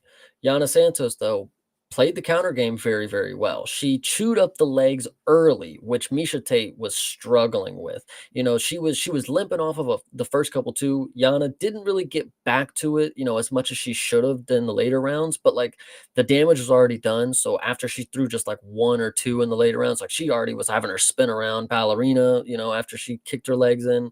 And and at that point, I was hoping, I was like, she's gonna be able to wear it down. Misha might be able to fold, but somebody like Misha, you can just tell like she's just not gonna go down easy. And it was, like I said, hard matchup for her because she was battling the gas tank, her legs fucking hurt, and she was getting popped on the feet like just from anywhere. It didn't go her way in the wrestling. Yana Santos, the takedown defense was almost perfect for as what it was at the time. Because once, in my opinion, once it got to the mat, if it did, Misha Tate is going to have, a lot of success. And maybe even quick enough to get a finish if it gets, to the mat with, 2 minutes, a minute left, whatever you want to say. She And there almost did was, have that. yeah, exactly. There was one takedown where she got it and she got the control time from it like easily. And she was racking it up and she almost, was going to finish. Thankfully, it didn't because I think Yana Santos, once it got back to the feet, did exactly right back to the game plan that got you in the driver's seat. And this was just, I don't know, wasn't my favorite performance because I mean, it was just pretty standard. I saw what was happening and nothing was standing out as like amazing. It's just like, she's just on the outside beating her up. Well, I think that the thing that was most impressive to me was just the execution on the skill set, because Yana has such a well-honed, well-developed skill set over the years that she's been active, and she's confident enough to not allow herself to get overwhelmed. So I think it's really just an overall impressive kind of package with her. She stays the course through all of the rough patches. Uh, you know, you do what you need to do when you're in the positions that are kind of dangerous, like we were saying that Misha had her kind of compromised in that third round, but was able to stay defensively sound and not let her cinch up anything that was going to be too dangerous. So it's like all of those things combined into just a really well-rounded fighter. It is a little unfortunate that she's a little bit on the later side. It almost reminds me a little bit of Nicholas Dalby in a way, because it's like she's just really, really solid, but she's a little bit late in the game. So it's like, what's the ceiling going to look like based on, her fighting someone who's a lot. I mean, Misha herself is 38, so it's like, these are both older fighters in this sport. It's like, is she going to be able to stack up against like the young, hungry young guns coming up? That remains to be seen. But based on this type of fight with what she was getting back, I think it was really just a solid display all around and a definitely deserved win. I think this is the first example that I can confidently say osmosis happened through marriage. This girl took Tiago Santos' kick and just adopted the brutality of him. Like she's really good at low kicks for just being just a random girl on the division. Like, like she's nobody that you would be like, oh, Yana Santos. Like, yeah, yeah. Like, talk about leg kicks. Like, dude, Misha Tate was getting tore up. And, she landed all of them. She didn't miss a single leg kick. So she was obviously setting them up where she couldn't see them. Misha Tate's stance was probably also not as, a good fucking style for defensive against low kicks. But Yana Santos, man, the leg kicks are what I'm saying. She can rip a fucking low kick. I'll tell you that. Do you think that she got the PEDs through osmosis as well? This is quite possible. We don't know how many times she's been tested. I don't know if this is accurate or not, but I would not throw it out the window. I mean, they eat at the same table, guys. Like, come on. I mean, I'm being a little facetious there, of course, but I'm not. I'm not. No, like if you think about it, whoever's cooking, obviously they make the food together. You would want to be on the if you're gonna eat like you're gonna eat like the fucking 230 fucking pound man, whatever. They're gonna have the same meal, the same little powders getting dumped in that shit. Whoever knows what's in it, pictograms or not. They're eating that shit together. Home style meal, the table spins and they just eat out each other's bowl. That's all I'm saying. Sure. Well, one thing on the other side, though, you're talking about stances and whatnot. Like Yana was throwing out like good jabs and stuff. I think that Misha was a little overconfident early in the fight. I mean, of course, all of the onslaught that she was putting out there would certainly lead that to that conclusion. But at the same time, I also think that like she was leaving her hands super low, and I don't remember like I've watched a lot of Misha Tate fights, but it's like I don't remember off the top of my head if like that's just always how she kind of like just has that air of confidence where it's like, yeah, go ahead and hit me kind of thing. But like that was certainly not the right way to conduct herself with this fight, because like those low hands were just letting that jab just fly through time and Mhm. time again. It was just like no up top defense whatsoever. Yeah, and now that I think about how good Yana Santos is at low kicks, I'm unable to remember if she was actually ripping the body with these kicks or if she was ever actually setting up a high kick. Because if that's not the case, I think I would remember it, of course. But if that's not the case, I mean, uh, it's something that you should have developed earlier on in your career. I can't say get better now. I mean, this is just who you're going to be as a fighter. But if it were me, dude, the leg kicks are killer. You have, dude, a couple rips to the body, and that gas tank's getting shorter and shorter. That's all I'm saying. True. So yeah, I mean, nice, solid, well-rounded performance for Giannis Santos. Gets the win, well deserved, and we're gonna have to see how many more Misha's got in the tank. I mean, after Yeah. a performance like that, where she really put a lot on the line and was unsuccessful, I would think that maybe she's possibly having that conversation in her head, possibly, but she was out for a very long time, did decide to come back, has been doing pretty decent in her return aside from this. So who knows, maybe she's got a couple more, and as we have said before, the women's runway is a little bit longer, so she might stick around for a couple more. Yeah, I can definitely see it. I mean, she's got the grit for it. It's not like she went out there and got finished and cowering in her fetal position, whatever you want to say. Like she was out there trying to win the fight. So Yeah, I and give I fan give her props favorite for too. that. Exactly. Yeah, Yeah, you could sure. sell her for sure. Oh yeah, most definitely, most definitely. So good fight, but not as good as the next one coming up. This was the people's main event, as far as I'm concerned. Jeremy Stevens versus Mason Jones. Both fighters returning to the UFC. Of course, Jeremy Stevens coming off a title win in BKFC over Eddie Alvarez, and Mason Jones returning after his first run floundered. What did you think of this fight, sir? Before I get into the fight, I would like to make a note that Jeremy Stevens has an insane amount of pull because he heard that they were going to his hometown and he said, well, fuck, I'm on the roster now. Sign Like, me up. yeah, like, I mean, there was just no question about it. It's like, oh, we're going to Iowa. Well, Jeremy Stevens is, of course, still in the UFC somehow. Like, Well, this and was actually, I'm glad that you say that, because this was actually a debate we were having on the watch along about why Stevens came back at all, based on the fact that he just won a title in BKFC. Because they were like, why would BKFC want him over in the UFC if he's a champion there now? And I was like, they're cool with each other. We know that Feldman over at BKFC and Dana have like conversations and stuff. So it's not like they're like rivals in any sense. I thought that it was a fine cross promotional thing, even in defeat for Stevens, because of how well he fought in this fight. I mean, granted, it wasn't a win for him, but he put it on the line, and I think people like his style. He's got a fan friendly style and a lot of power in his shots. Yeah, this matchup, actually getting into the fight, this matchup was very good by the matchmakers, I will say, because when you first see this fight come up, you say, "Who the fuck is Mason Jones?" But, but, when you watch the fight, you go, "That's who the fuck Mason Jones is," because this dude actually does have a pretty good skill set for what I saw. I mean, this is, kind of a one-off opportunity. Like, hey, you want to fight Jeremy Stevens in his hometown? Like, oh yeah, fuck it, sure. And to his credit, I mean, he went out there like it was any other fight. This wasn't somebody that was going to spook him because he's the BKFC champion. He, Hall of Famer in the UFC. That's another debate for another day. Um, Mason Jones really just came out here and fought a good fight. He was wearing the damage very early. His eyes were getting busted up. He had a couple lumps. But towards the end, I mean, after he started mixing in some elbows, splitting Jeremy Stevens open on the top of the head, busting his nose up a little bit, it was a very good performance for somebody who we probably wouldn't have want to strike with Jeremy Stevens. And Yeah. he did it just about as good as anybody ever will. So Right. Yeah. Yeah. Most definitely. I mean, I think that this one, much like the last fight, was, kind of one versus the other situation, where in this case it was power versus precision, and precision won out. Stevens is very powerful, but he's just too wild compared to the technical striking of Jones, and obviously then the grappling thereafter. Because it's like he puts great power on these shots, and he definitely had him busted up in a couple of different instances there. I mean, he was both of them were wearing it yeah. towards the end of the fight, but Jones just really has like this very solid core when it comes to his striking, and he mixes up the strikes so well. Like the variety of strikes was really, really impressive.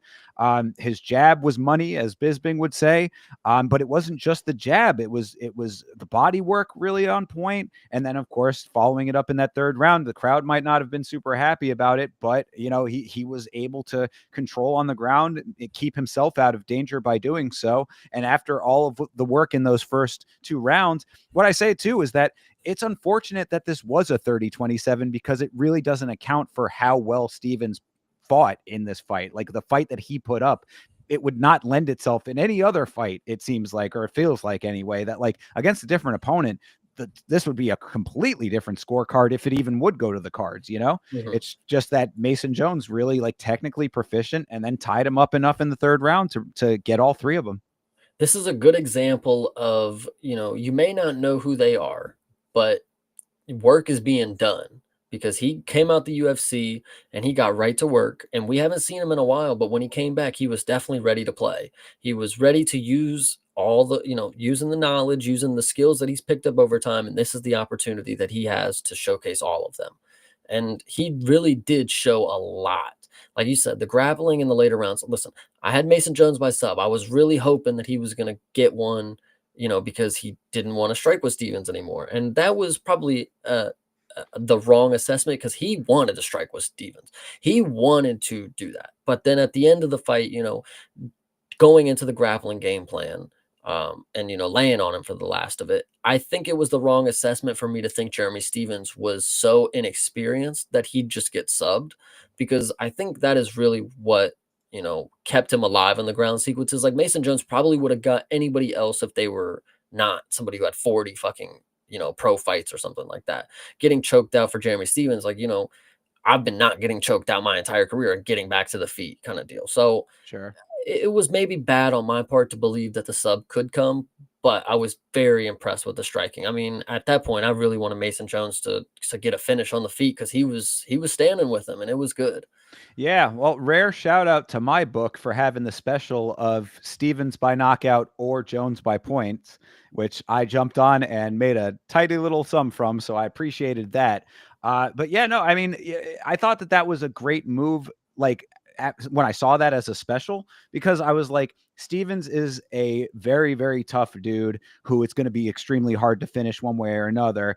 And Jones, it's like he if he gets knocked out, then that'll work. But Stevens is not going to submit him. So, and Mhm. if it had gone to points, I didn't think that I thought all of the dynamics of that made perfect sense to me. So, like, it really was a little bit of a no brainer to at least put a little on that. So I'm glad I jumped on that one, and then it turned out the way that it did. So, yeah, I mean, the only thing that I'd say as a negative of this fight, and it's really not either guy's fault so much, but it just is kind of, it was what it was that in the third round, when Stevens was on his back, really fighting, when he had the hands locked, making sure that he wasn't going to get armbarred, that went on for quite some time, to the point that it was like something's got to give over here. So it was like, it would have been nice for either Stevens to figure out something next, get to the next position, or for Jones to just be like, all right, I'm not going to be sitting here, tugging on an arm all night. Eventually it did. It just went on for quite some time. But either way, that's the only real negative, because those first two rounds, man, mouthpieces were flying on both sides. Yeah, this fight, the fight was good. I want to give Mason Jones another piece of credit is he handled showing up to an opposing country well. He came in there and he knew that he was obviously not the fan favorite. I'm in the hometown of the dude I'm fighting. Bring the fucking booze on. Let's fucking get it. Bring them on. Even after I fucking whoop him, give me one last boo, everybody. Just give me one. And I thought, as a character, he did well. He played his part well enough, and I think that is something to note that he's in tune with the vibe. So He learned that from Zhang Min Yang. yeah, there you go. Yeah, no, I was fine with all of that. And if this is the caliber of fighter that he is going to be going forward, then welcome back to the UFC, Mason Jones. I'm certainly down to watch him fight again. Yeah, oh yeah, for sure. Yeah. So, and really, like I said about the cross promotion thing, like, I don't feel like a performance like this, at least personally, like, I don't think that this really drops Stevens' stock all that much. I mean, he went out there. It would, like, if he had gotten knocked out in the first, minute of the fight, yeah, okay, that would be a little shitty for the champion of your organization. But he fought exactly as you expected him to fight, going back to the organization. I mean, like, he went out and really laid it on the line. So I think that he takes a couple fans back to BKFC with him. I could be mistaken, and I think I maybe misheard the announcement when they were saying this, but let me double check. Did fucking oh nope, it was true. Oh my gosh, Jeremy Stevens in his first UFC fight got subbed by Dean Thomas. Yeah, that that does track. And Dean Thomas was beastly himself back in the day. Don't count the coach out. I mean, it's not that I'm counting him out. It just isn't that a crazy timeline? Like the Yeah. dude that's just the commentator for like the refs, like he's just giving the extra insight, kind of deal. No, this dude, he just like whooped Jeremy Stevens like 12 years ago. Like, like I don't know. That's just weird to think about. And the sport works in mysterious ways a lot of times with this kind of stuff. And yeah, I mean, we see these people who are fighting now. You always hear those kinds of stats where it's like Chase Hooper. When he was born, like such and such Yeah, person, is making their debut when he was being born, kind of thing. It's just the sport moves very fast, and always a lot of different dynamics to it. And a lot of people yeah, fighting at different times of their lives and in different sets of circumstances. Thomas knew that he didn't want to stay in there much longer than he needed to, and went over into a nice cushy career that he's got now. So hell smart. yeah, yeah. So that was definitely interesting. But yeah, Yeah. this one, shout out to Mason Jones. I can't tell you how incorrect I was to judge you based on the name that I did not know. Yeah, yeah, absolutely. Good job coming back and really putting on a show and making people not say who the fuck is that guy about you. Yeah, literally. Yeah. We actually talked about it on the stream. We said Jeremy Stevens missed a crazy marketable experience by just changing his nickname to "Who the fuck is that guy?" Like I don't get it. He could have just Eh, ran with it for his entire life. he capitalized it in BKFC when he got the title and Connor came True, out and yelled at true, him, he did. Yeah. So I think again, the sports work in mysterious ways. Combat sports are all about it. Bringing up Connor and the cross promotion, Yeah. element. This dude is still on the UFC roster, and he is also just the president of BKFC. So, are we surprised that there's cross promotion? Maybe Mike Perry makes his fucking comeback. Who knows? Ex- Anything can happen. It's a Yeah, wild sport for that exact reason. So, but yeah, no, great fight. And like I said, I think Stevens takes some fans back to BKFC with him. So I know I'll be tuning in. hell yeah. All right, moving on down. Cameron Smotherman versus Sergey Side. I know that Cameron Smotherman killed a whole lot of parlays for a whole lot of people who thought they were making the galaxy brain move by betting on him. What did you think of this fight, sir? I just think that's totally key. It's like out of all the people that were dogs on this card, I can't tell you how many people said this is one of the better dogs right here. Yep. And I said to myself, you are batshit crazy If you don't know who Sirius City is, and you don't know how this dude fights, and you don't know how much of a dog he is, how much heart that he brings into his fights, you are making the wrong fucking call here. Sirius City is an absolute warrior. I will say he loses points in my book because he didn't rip the up kick and the front kick as much as I used to see him doing. This one would have been the perfect fucking fight for it, in my opinion. But he did exactly what I needed him to do, get a convincing win. The fact that one round went to Smotherman is not what I would say, but the 30-27, hey, listen, I can't be too mad. I know you didn't get a finish, but Cameron Smotherman, he did pack a punch that made you think like, okay, he might be able to rock him. Because at certain times they did trade and Sirius City got hit and he would take a step back, but he was able to, recollect himself very quickly. The fight never was not like in his wheelhouse. He mixed in the takedowns very well, especially the moments that the takedowns came were very key because Smotherman had no answer for him because he wasn't ready for the shot. And Sirius City timing him absolutely perfectly. I know he shot 12 of them, hey, but he only landed 5, shot 12, and he let it on the feet. So I don't see how he was going to lose this one. This one was just easy. I think the issue that I have is that Sade doesn't scream power to me. I was thinking that Smotherman was going to be a little bit more dynamic in this fight and that he was going to have the power advantage. Now, Sade, one thing that Sade definitely does do well is he moves very well. He's one of these fast twitch kind of guys, very almost jittery, but like a controlled jitter, he's always in motion. I thought that Smotherman seemed a little flat in his movement, definitely in comparison to Sade. Mhm. Smotherman had some decent success in round 1, really nice body shots. Then it seemed like he was discouraged by the takedowns and fought a little bit more cautiously throughout the rest of the fight. I think that was a big defining factor later on, and then still ended up getting taken down. So it was like, man, you're really doing yourself no favors by not putting that extra effort in when you have the opportunity to do so. But I don't know. There's just today. It's like he definitely goes out there to win fights for sure, but he just doesn't seem like the dude who's got like power shots to actually make finishes happen. The tenacity is there, the power isn't.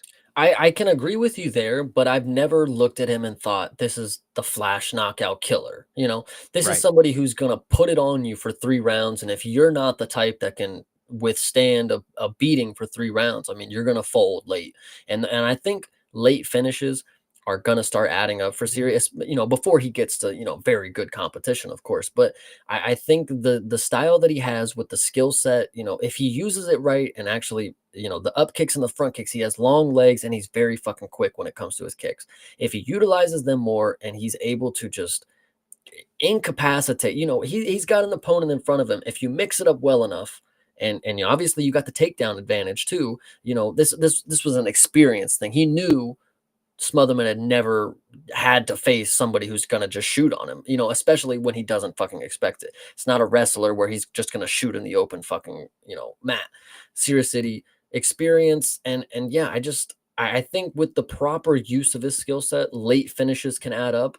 But as of right now, I still think this was a great performance. The striking numbers don't really make it seem like this was a good fight, but I thought Sirius City was leading it and doing everything that he needed to do to win. So, Well, yeah, I mean, definitely in the second too. I gave the first round to Smotherman, but I really think that like overall throughout the rest of the fight after the first round, Smotherman just didn't have enough drive as mhm. the fight progressed. Like he may be yet another fighter who only looks good when he's getting the fight that he wants.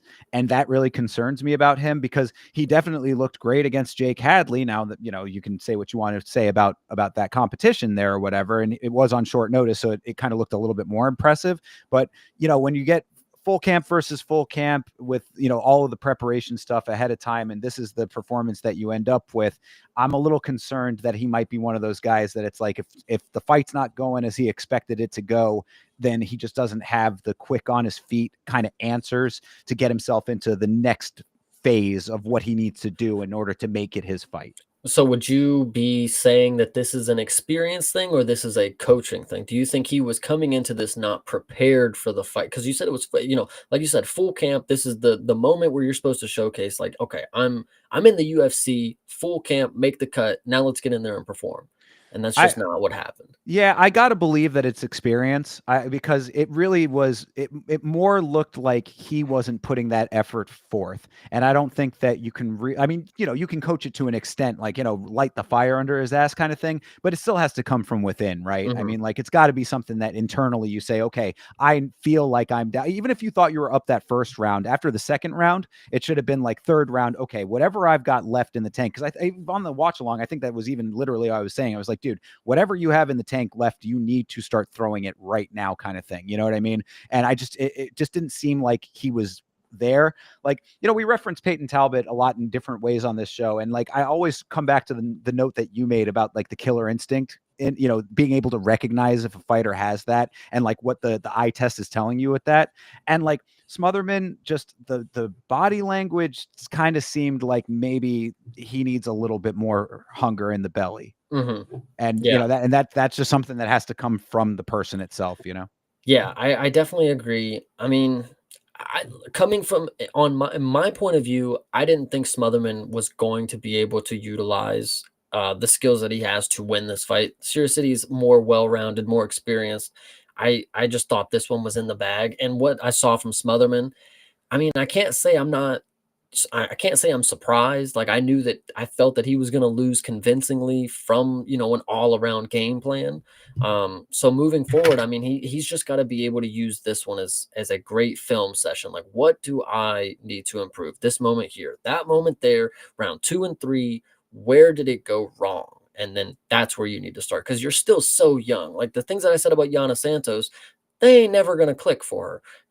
She ain't ever gonna catch on to it type of deal. I mean, old dog, new tricks. You got a blank slate here. You've already taken a loss, and it wasn't like a brutal knockout. It was just one where you just didn't put the pieces together. So take some time, watch some film, and I think coming back, if you have a better idea of what you're gonna do to win the fight when the fight doesn't go your way, then you'll be better heading forward. I agree 10,000%. I think that is an extremely accurate assessment, sir. Yeah, appreciate that. All right. Well, Accurate assessment's about to come into play right oh, here. good Lord. All right, let's get into it. Montel Jackson versus Daniel Marcos. Well, go ahead, Chase. What do you got? I think to start, I am not again, I'm not surprised at the way Daniel Marcos fought. I actually expected him to fight damn near exactly like this. Like nothing? However, Like terrible? ha- th- however, and yes, that's I do agree. That is what I've seen from him in the past, but he's been able to skate by with the judges with this type of game plan. And I thought that this was going to be another one where he maybe skated by if we got some bad judging. Because in my mind, the way that I was judging it compared to his other fights where he has won doing this, I was like, I mean, he's doing the same thing. He's nullifying a lot of the moves that Montel is, trying to advance with. Montel Jackson is supposed to be a dude who you can't stand with, and he's got some power in his hands. Marcos did get rocked a few times, but like from the moments that Daniel Marcos was taking it away from Montel Jackson, I was thinking, the judges are they're eating this shit up right now. That's the way that I was feeling. But I'm glad that it did not go that way. I'm glad the judging caught on, like, okay, we can't fucking reward this shit again. I mean, I would have been insanely like it would have been mind-boggling if the judges had gone for Marcos in this fight, considering that he looked like he was stun locked for a lot of it, and then when he was letting his hands go, he was hitting big air. I mean, Mhm. this dude was swinging wild from distance and not getting anything. The thing is that as I had said about Juliana Miller. Montel Jackson also long limbs, long arms, long legs, and he likes to throw from range as well. He can connect occasionally at that distance.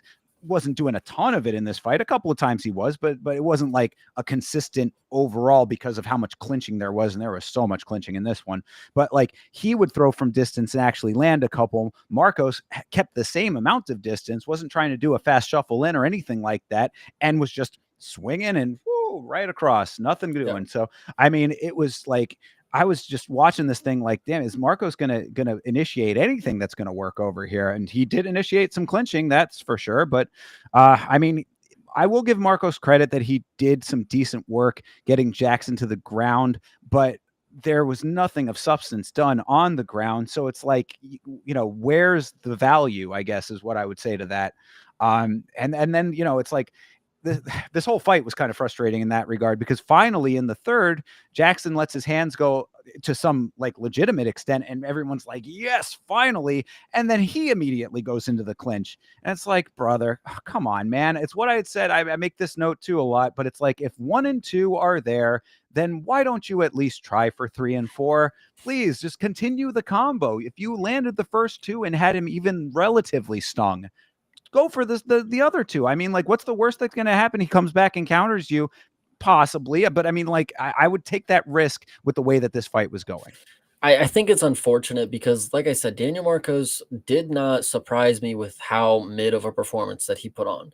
I think Montel Jackson, he just kind of proved in my mind that, like, you're just the run of the mill kind of guy. Like, if this is a fight where if the dude's going to stand in front of you, you're some so-called striker. I would have thought you would be able to at least put him on the mat, get it to a point where the ref is having to make a decision kind of deal.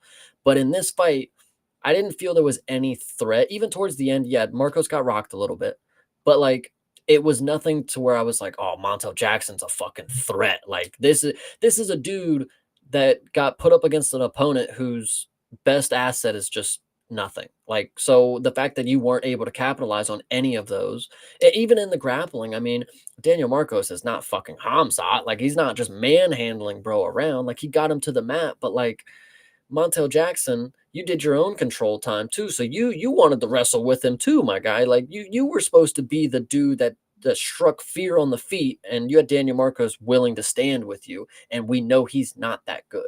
So Yeah, I mean, Jackson did almost have the Darce in the late in the third round. Like very late. He was almost towards the end of the fight, had the Darce, but it just wasn't going anywhere. I mean, didn't end up being able to actually do anything with it. So it was like, all right. I mean, I'll give him a little bit of credit for the attempt and having the position, but again, I'm agreeing. There's really not much to say. yeah, no, this one, I like I said, Daniel Marcos, I thought this was going to be another one where he skated by, but we've talked about this before. When you're one of these fighters whose game plan it is to get to the decision and hopefully have the judges give it to you, it is not going to last forever. You're going to get that one person who's able to steal the rounds from you because you're not doing anything convincing enough to make the round yours. So that one moment that Montel Jackson throws up a Darce choke, well, he did. Fuck, he's doing the most in the round. I mean, you can't really say too much because Daniel Marcos doesn't do anything that's threatening. He does, like, I don't know. It's just I saw it going this way, but I was really believing the officiating, the judging was going to be fucked up. So Yeah, well, glad it wasn't, because yeah, this was very clearly a domination of sorts for Jackson. I mean, dominant is like hard yeah. to say considering the circumstances, but certainly the actions of the fight lend themselves to Jackson having won it. So I'm glad that they got the call right there. Actually, like I said, I think that the judging on this card was actually fairly solid. So This yeah. next one we'll talk about because I mean, we'll get into it after it. But anything left on this one? No, that was about it. Really, there's not too much to say about the fight. Honestly, it was Yeah, kind of a meh fight overall. yeah. It sucks that they put this on the main card. Yeah. Wow. The main card was a little scant to begin with, but Mhm. all I'll right. talk about being on the main card. We could talk about this guy Oh, again. But certainly can. Yeah. Santiago Ponzinibbio versus Daniel Rodriguez. Both of these dudes are bulky, lumbering frames for welterweights, and it showed in this fight. But luckily, there was at least at least a satisfying conclusion, I would say. I actually would like to bring up that note is I didn't realize it until I'm actually like breaking down the math. These dudes at welterweight are fucking huge. Massive. Both of them are. Like Yeah. I'm like thinking like Leon Edwards versus this guy, like, Right. but like what in the world? But so coming into this fight, I obviously have been on the hate train of Santiago Ponzinibbio for a little bit because I don't get what the promotion is seeing in him. How many people in Argentina are really big fans of this guy? Because he is on the main card of any card that he steps foot on. He's either the co-main or 3 fights down, and that's just what the facts are for the past 3 fights that he's had. And every time it comes up, I question why is he in the main, in this slot? And then when the fight actually starts, I don't fucking see anybody that I don't see anything that makes me think this guy needs to be at the top of the fucking card. Like he definitely needs to be there. And then when you have those thoughts and you go into this fight and you have an opponent like Daniel Rodriguez and you finally come around and you're like Santiago could beat D-Rod. I mean, he's beaten people before, and D-Rod is not somebody that ain't like anybody else. So the fact that I came around to Ponzinibbio and the fight became what it was very upsetting to me. But at the time, going into the third round, my judgment was maybe 1-1. And you maybe have a different opinion, but I would like to bring up that the official scorecards had Daniel Rodriguez up on every single board. He was 10-9 every round up Oh, until, that's interesting. Yeah, yeah. no, I would have had it 1-1 myself, actually. Yeah, I mean, breaking it down just a little bit here, and I think it speaks to kind of some of the stuff that you were mentioning as to why Ponzinibbio has a little bit of a favorite status with the organization, is that we saw him get rocked in the first round, got wobbled with a left hook and makes it to the horn. Now, I think one of the things that at least from some standpoint for the organization that they see as attractive about Ponzinibbio's style is that, or his abilities, I guess you should say, is that Ponzinibbio has taken heavy damage in fights and then come back to win. So I do think that there's some element of like, oh, it's cool to see a guy like go through the fire and then come out the other side with a win. That I'm speculating, of course, but that would at least be something, I guess, is like a draw of some sort. This was not the fight where that was going to happen.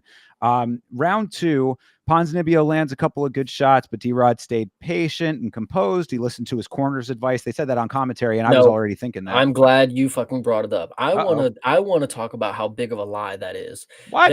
They started out, they're like, 116, and Bisping's like, "Oh, they're telling him to throw the uppercut, jab, jab, uppercut."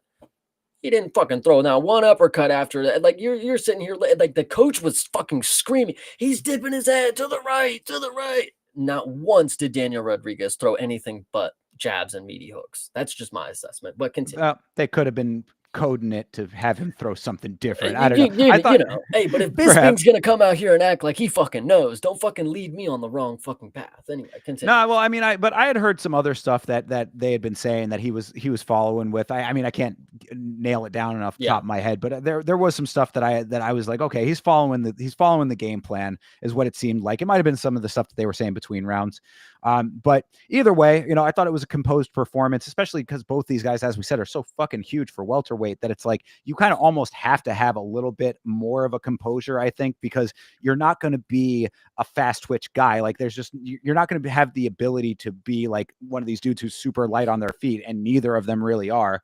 So he eventually ends up stuffing the takedown attempts except for the last one of that second round, but it's right at the clapper. So really it didn't do that much, but I still gave Ponzinibbio that second round. And then round three, D-Rod just lands a beautiful combo that puts Ponzinibbio into the twilight zone. And that was definitely some brutal footage thereafter when Ponzinibbio is out. But One of all the over, funniest things. oh Yes. my gosh, yes, yeah, we'll touch on it in just a second. But overall, my point of all of this was that had this not been Daniel Rodriguez doing the exact right thing and throwing that combo, which it sounds kind of crazy to say, right? Oh, he threw a combo. Wow, that's what a surprise. But it's like we've seen so many times fighters who just don't do the thing that's right for the circumstances that they're in at the moment, which I think this Ponzinibbio has kind of gotten by with a couple of times where he's allowed to get himself back into fights. He's able to overcome the adversity that he goes through and get these wins sometimes because some of the guys that he's been fighting just don't do the right thing in the right moment. Mhm. This was not that case. Yeah. Rodriguez actually did the right thing.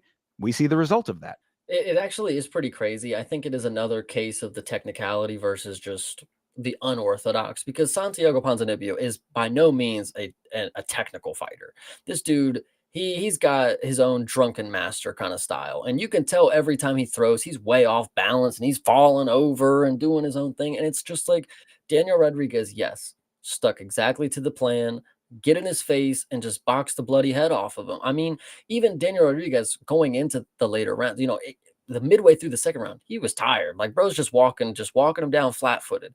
And you stick to the game plan long enough, especially when you're an unorthodox fighter, it can get you very far. But then there's going to be the one technical ability that you just can't fucking get a grasp on. And Daniel Rodriguez was just able to spam the hooks. The jab was popping for him. I'll give him that. But the late round flurry where he just started spamming these little hooks and he just finally caught Santiago and folded him.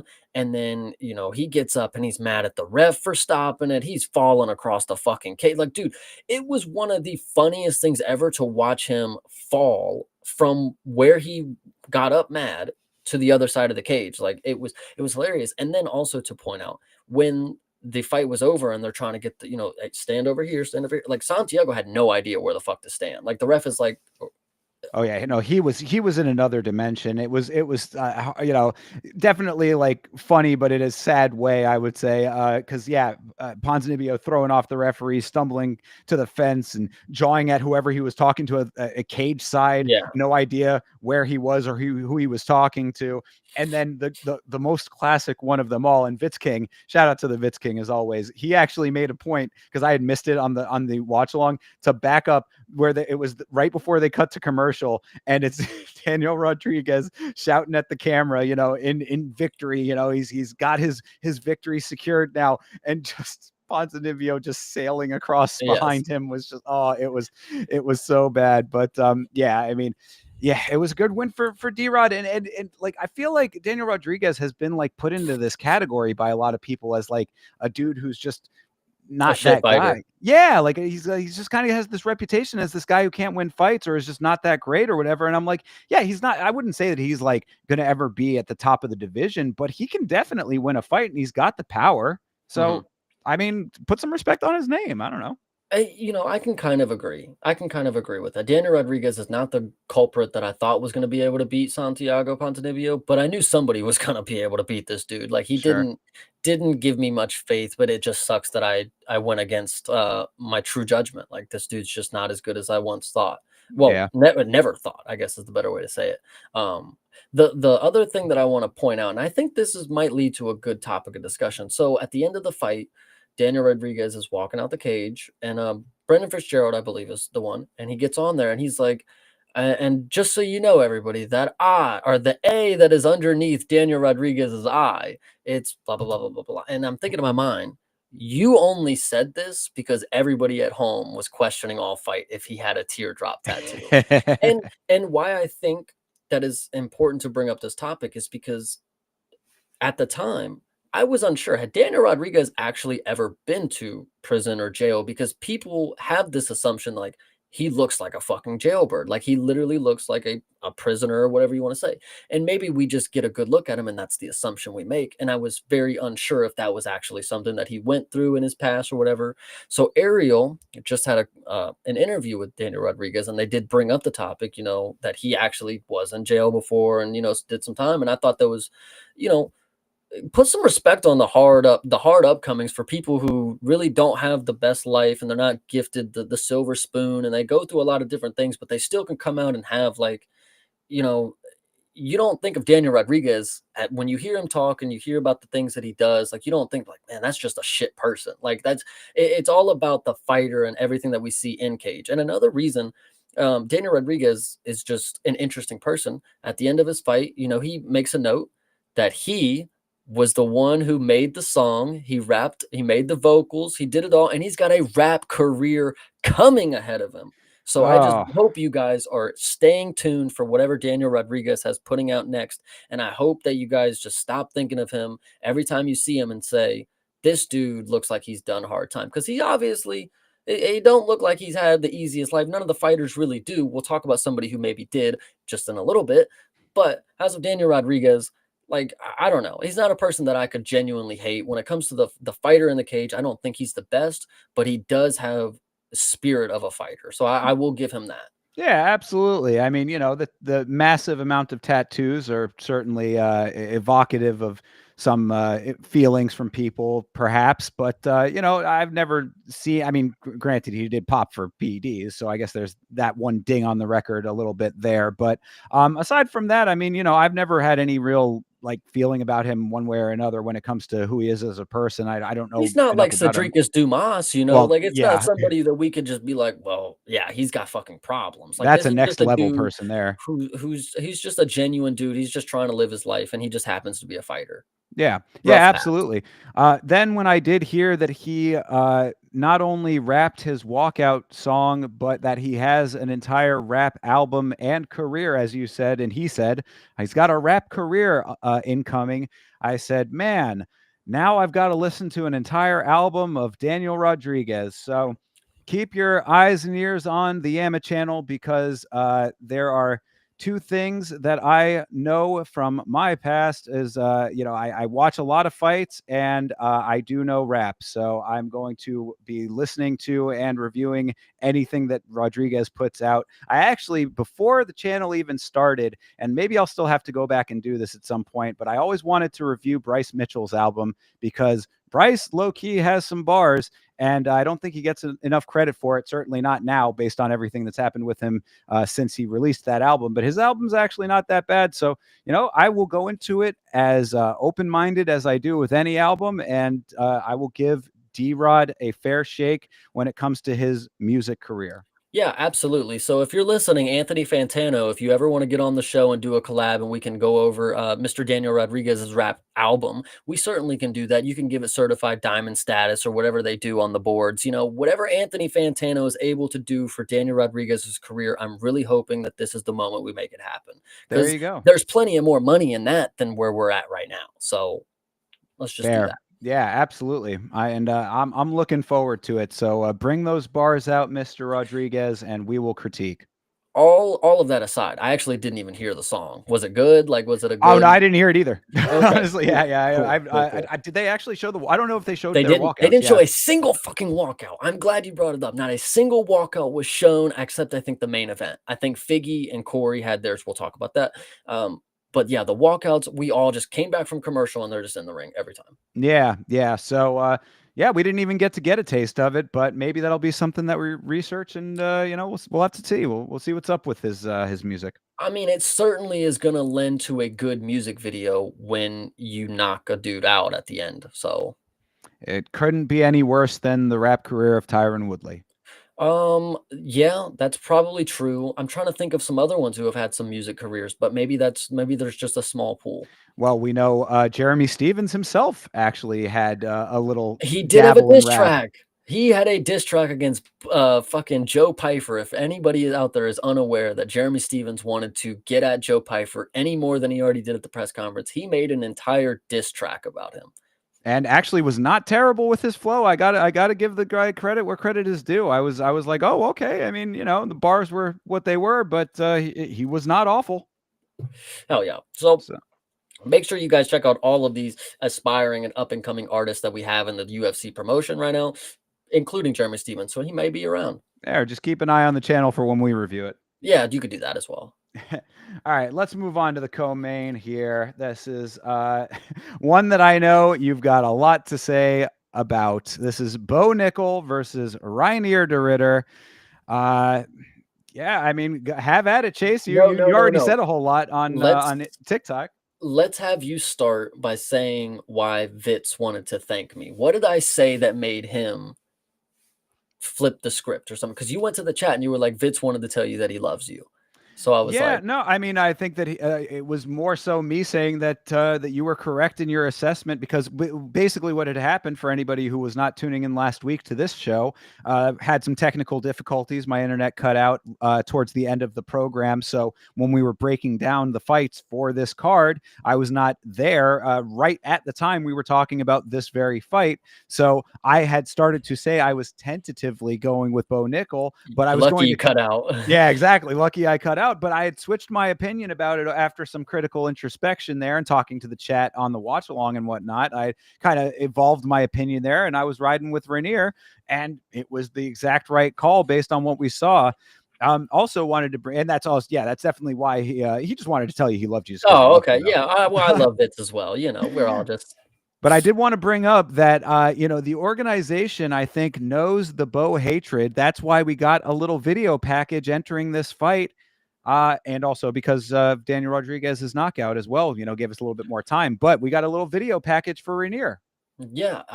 Dude, fuck the video package. The performance itself, I think.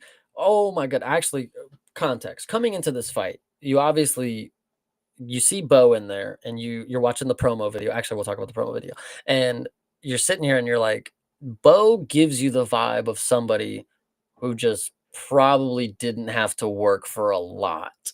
Like, I know his wrestling career he did, but like when it comes to like real grit, growing up in a rough neighborhood, stuff like that, Silver probably spoon. he probably did not. I mean, going to a D1 school, you gotta be a little wealthy to get that pool, I would say, or you gotta be a very, very fucking good athlete. And he was.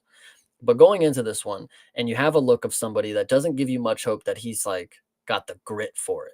And that's the questions you have in your mind, because this is the opportunity that Bo's supposed to prove everybody wrong. Like, yeah, I do have that I do have what you don't think I have, because that's why I'm here at such, I'm 7-0. I'm in the UFC. I fought on UFC 300. Like, I'm not like you other guys. Like, I can't imagine I won't be a minus 1,000 if we fucking fought. Shit like that. Sure. Dude loves to fucking yap his fucking mouth. And then he comes into this fight. And I can't tell you a better way for us to have seen Bo Nickel, the hype train itself, to just, we got the life bar. If I wanted to make a video with the Minecraft sound every time he got hit with the like, dude, it was so perfect the way that he dismantled Bo. He didn't do it the way that I wanted, because I would have thought watching Bo Nickel tap or get choked out would be legendary. But watching him take every single knee to the body, all these little body hooks, and you can see in Bo's face every time, because it was actually so impressive for Renee to this was an experience thing as well. He knew this is going to be something that he's never had to go through. I'm going to fucking make it horrible for him. As soon as the fight started, we're on the feet and we get clinching, and you see the knees rip there, and you see Bo, he's taking every hit and he don't like it. And then you see him start covering up the body a little more. He gets hit in the face, and he's just all over the place. It looked discomforting. Bo Nickel looked out of his element, and rightfully so. This is a 2 division champ for a former promotion that he was in. He came over. People were, questioning if that means anything at the highest level. And he has done nothing but prove you wrong in that aspect. And I will even say, Bo Nickel is, on paper, the skill set that Rene de Ritter has already faced are better than Bo Nickel. This was just them trying to sell us on Bo Nickel being something that he's not. He talked a big game. I will give him that.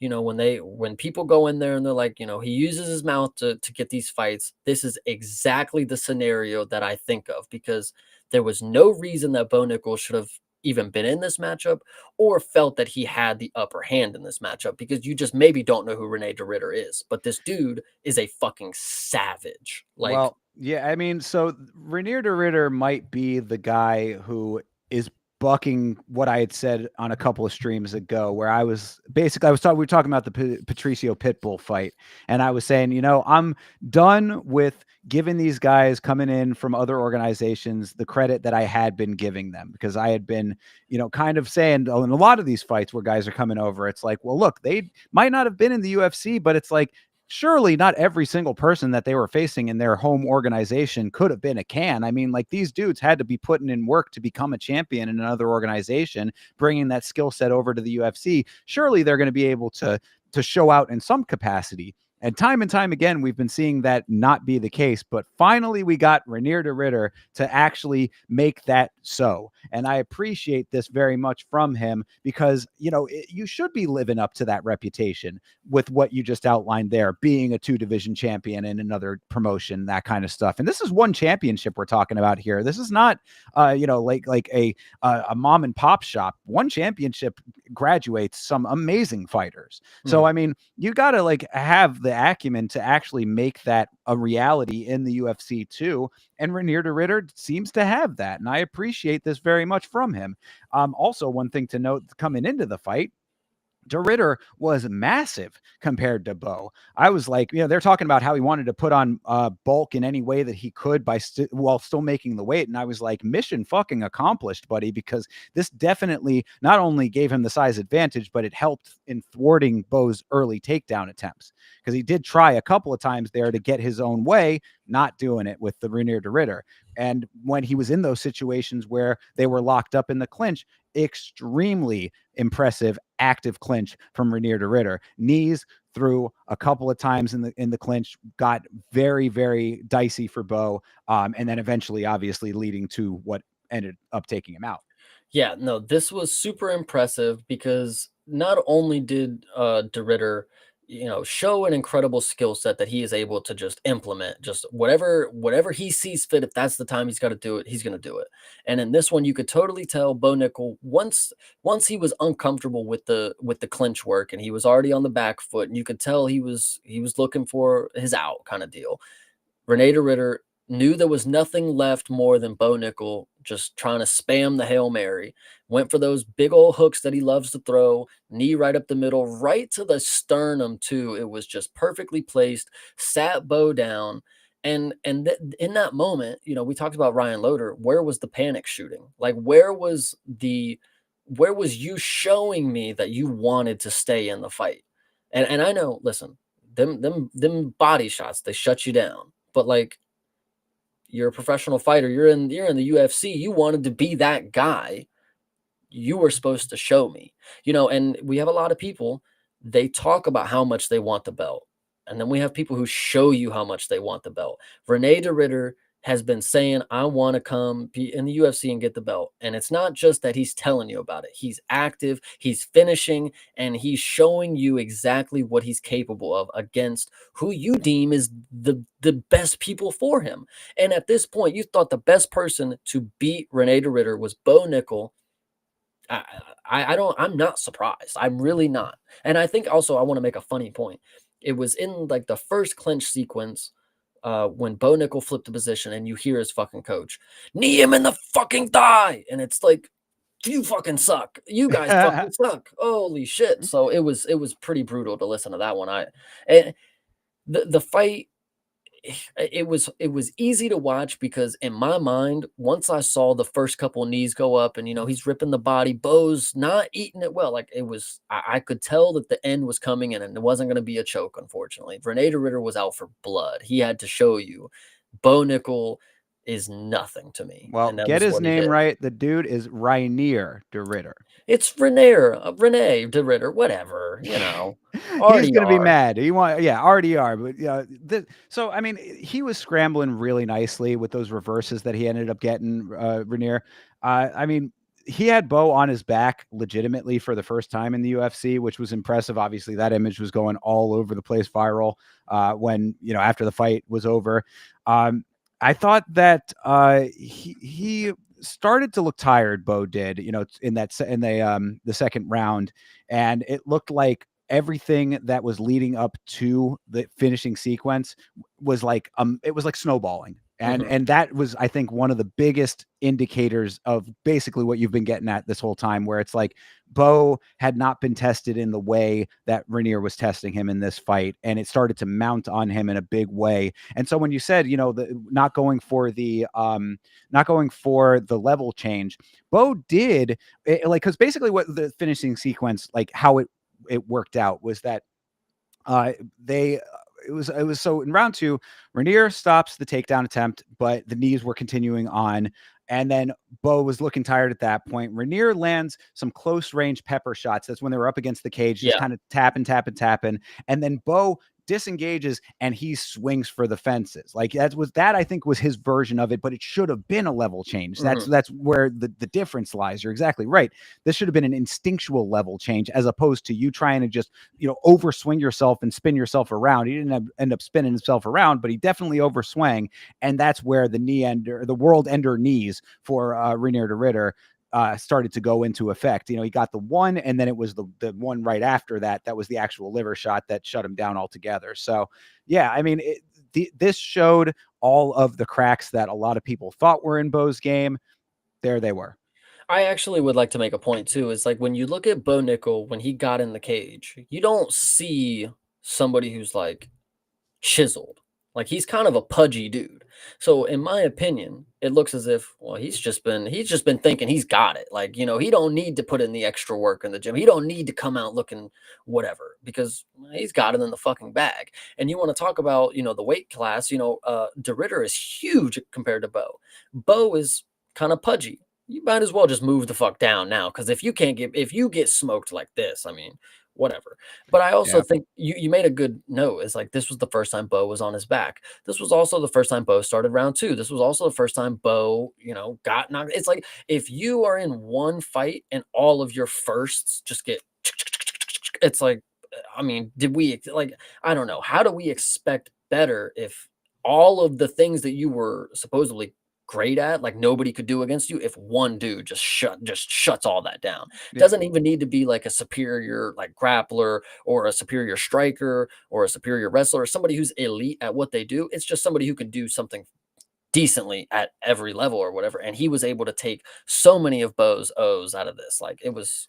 No, you're definitely right. And also the cracks are showing not only with this fight and this loss, but this is also, you must remember, coming off of the Paul Craig fight, which was one of the most bizarre fights in modern times, Oh, yeah, really. sorry, that went to decision, my bad, it wasn't his first time in round 2. No, that fight, yeah, definitely forgettable, sorry. Yeah, no, yeah, well, yeah, it wasn't his first time in the second round, but I mean, just a strange overall fight in general, which already had a lot of people scratching their heads as to whether or not Bo really was the real deal anyway. A lot of people thought that fight was too close to call for all the wrong reasons on both sides, really. Neither of them wanted to engage in that fight. So you've got a fight that was very wonky, to say the least, and then you're coming into this fight with this conclusion. It's like now you're starting to mount some stuff that you don't want, for this hype train that you once were. Hype train derailed is a little bit of an understatement when this is what it's starting to look like. I will actually point out something as well, is De Ridder is one of these guys that has that unorthodox kind of Dreekus, style about him. But he actually looked very competent against Bo Nickel. So maybe that just shows you, like, I don't have to get crafty with Bo Nickel. Like, I'm unorthodox, but like, I don't even need to do all that shit. Let's just buy the books, just run through this dude. I don't even need to get spicy, Yeah, well, and just take the fight to him. If you are confident enough in your ground game, then the feet should be your first option, because it's like, okay, I'm going to just take this fight to him, and if it goes to the ground, I'll see what's up then.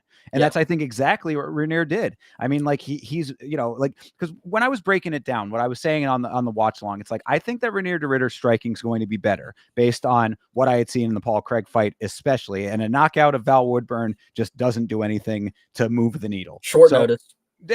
Fair. And hey, he's a hometown guy for me too. So it's like, nothing but love for the guy. But I mean, all things considered, you know what I mean? So I wasn't thinking that Bo was some kind of world ender on the feet. And I think anybody would agree with that. So I was except him.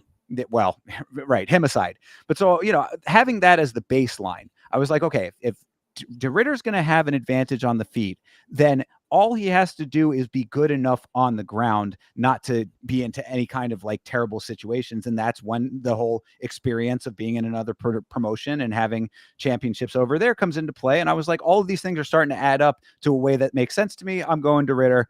Right choice made. So yeah, dude, Bo Nickel had a lot of confidence in himself. And you shouldn't talk a big game, because when it bites you in the ass, there's going to be plenty of footage of you saying the dumbest shit ever. It's like Bo Nickel once said that he could beat up 3 chimps at the same time. Brother, a human just manhandled you. And actually, so going back to the thing I said earlier about that genius on Twitter, he said, being the superior wrestler but being worse at striking and grappling just means you will decide where the fight loses.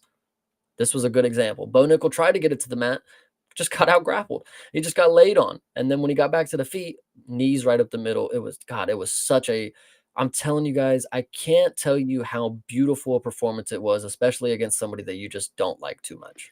I mean, and if you want to hear it portrayed in a different format, you can go over to Chase's TikTok and he'll tell it to you on there too. So Yeah, and you made a good point. Is like, what glazing is there of Bo? It's like, are you not seeing it? You may not hear it. You may not hear people say, "Oh yeah, Bo's that guy." Like, I think he's gonna do this or that. But like, bro, they are giving this dude the numbers as if he's fucking Ilya Taporia or something. he was Like, undefeated though. I mean, like now it's making sense now in hindsight, but you got to give the guy the shot that he's demanding of it based on the wins.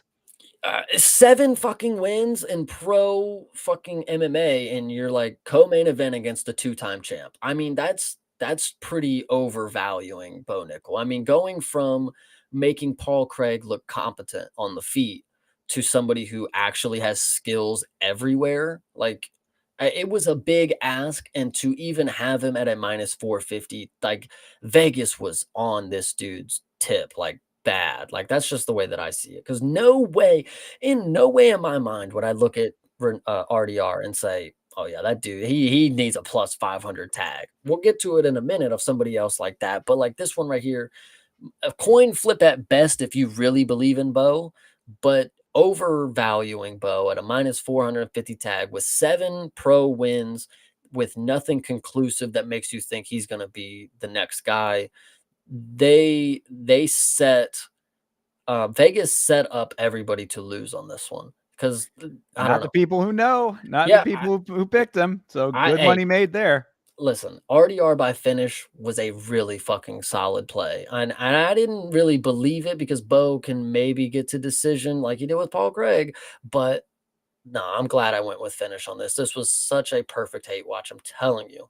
Well, there you go. And I did want to make note that I thought that not only was this a great performance for RDR, but I want to say that because rarely do I comment on this, but Rainier de Ritter calling out Sean Strickland possibly might be the smartest call out that I have ever heard. Now, Really. absolutely. Conor Because McGregor's not up there, like, calling out Conor McGregor's not the number 1? Okay. yeah, just spamming the Connor call out, like, yeah, go for the Joaquin Buckley for Yeah. sure. No, this was like possibly the smartest call out that there is because first of all, Strickland coming off of the losses, that in and of itself, huge, ability to make that plausible off bat. Second of all, Strickland, even with the losses, still decently ranked, still up in the top of the division. Third of all, the style that DeRitter has compared to what Strickland brings to the table, I think that it is a perfect exposition of what Rainier DeRitter can do, like further on against somebody like Sean Strickland. Like I think that everything that Rainier showed in this fight is applicable to that fight. I think that yeah, I know that you say that, but I'm telling you, like the style that Strickland has, where he's going to try to shell up and he's going to try to get those shots in like where he can, but he's going to be back off and he's going to do like all of what Strickland actually brings inside of the cage, which we know is completely incongruous to the shit he talks. All this, we're going to go to war bullshit. We've seen what he's been doing at the highest level nowadays. I think that Strickland is prime pickings for Rainier de Ritter to take it wherever he wants to go and take his number. I think that one's a difficult matchup for me to gauge right now because Sean Strickland, you guys must forget this dude is, I mean, as Rainier de Ritter laid out, he is the best American striker. Whatever you want I to say. mean, okay. Whatever you want to say. Yeah. If that's what he wants to sell, we'll go for it. But Sean Strickland did beat Israel Adesanya for 5 rounds.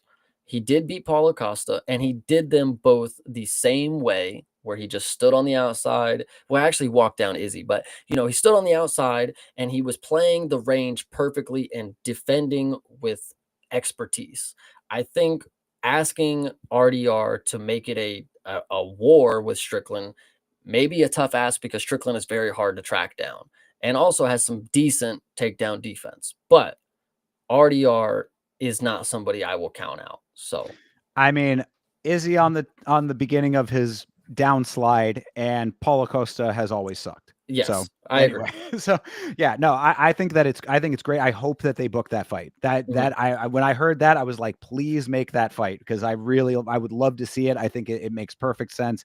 And we'll see. We will see what the actuality of it. Maybe I'll have to eat all of these words, but I think that Renier de Ritter, if he fights anywhere near the same way that he fought here, he will be able to track down Sean Strickland. Mhm. And whether he gets him down, that's a different story. We'll have to see.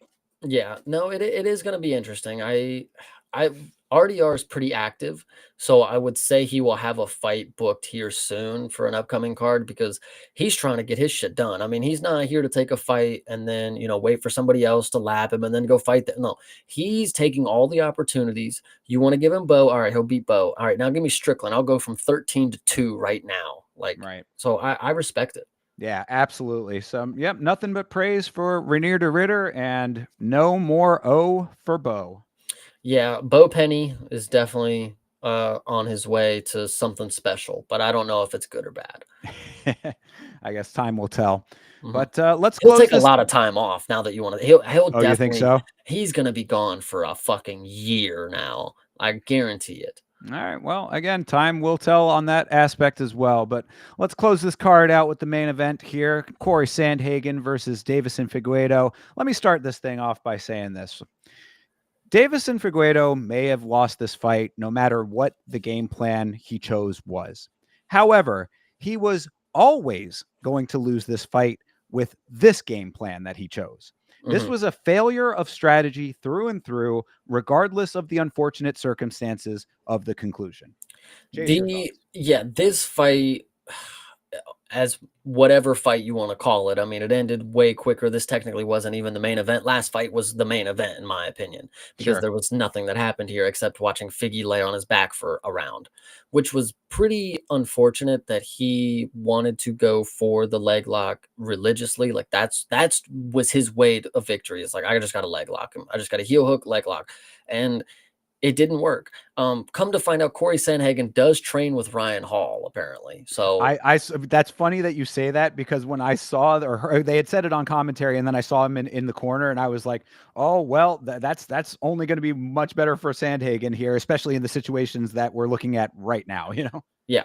Another thing that I will bring up, specifically about the injury, because there's nothing else to talk about. The injury itself, Figgy in the moment did not look like he was in danger.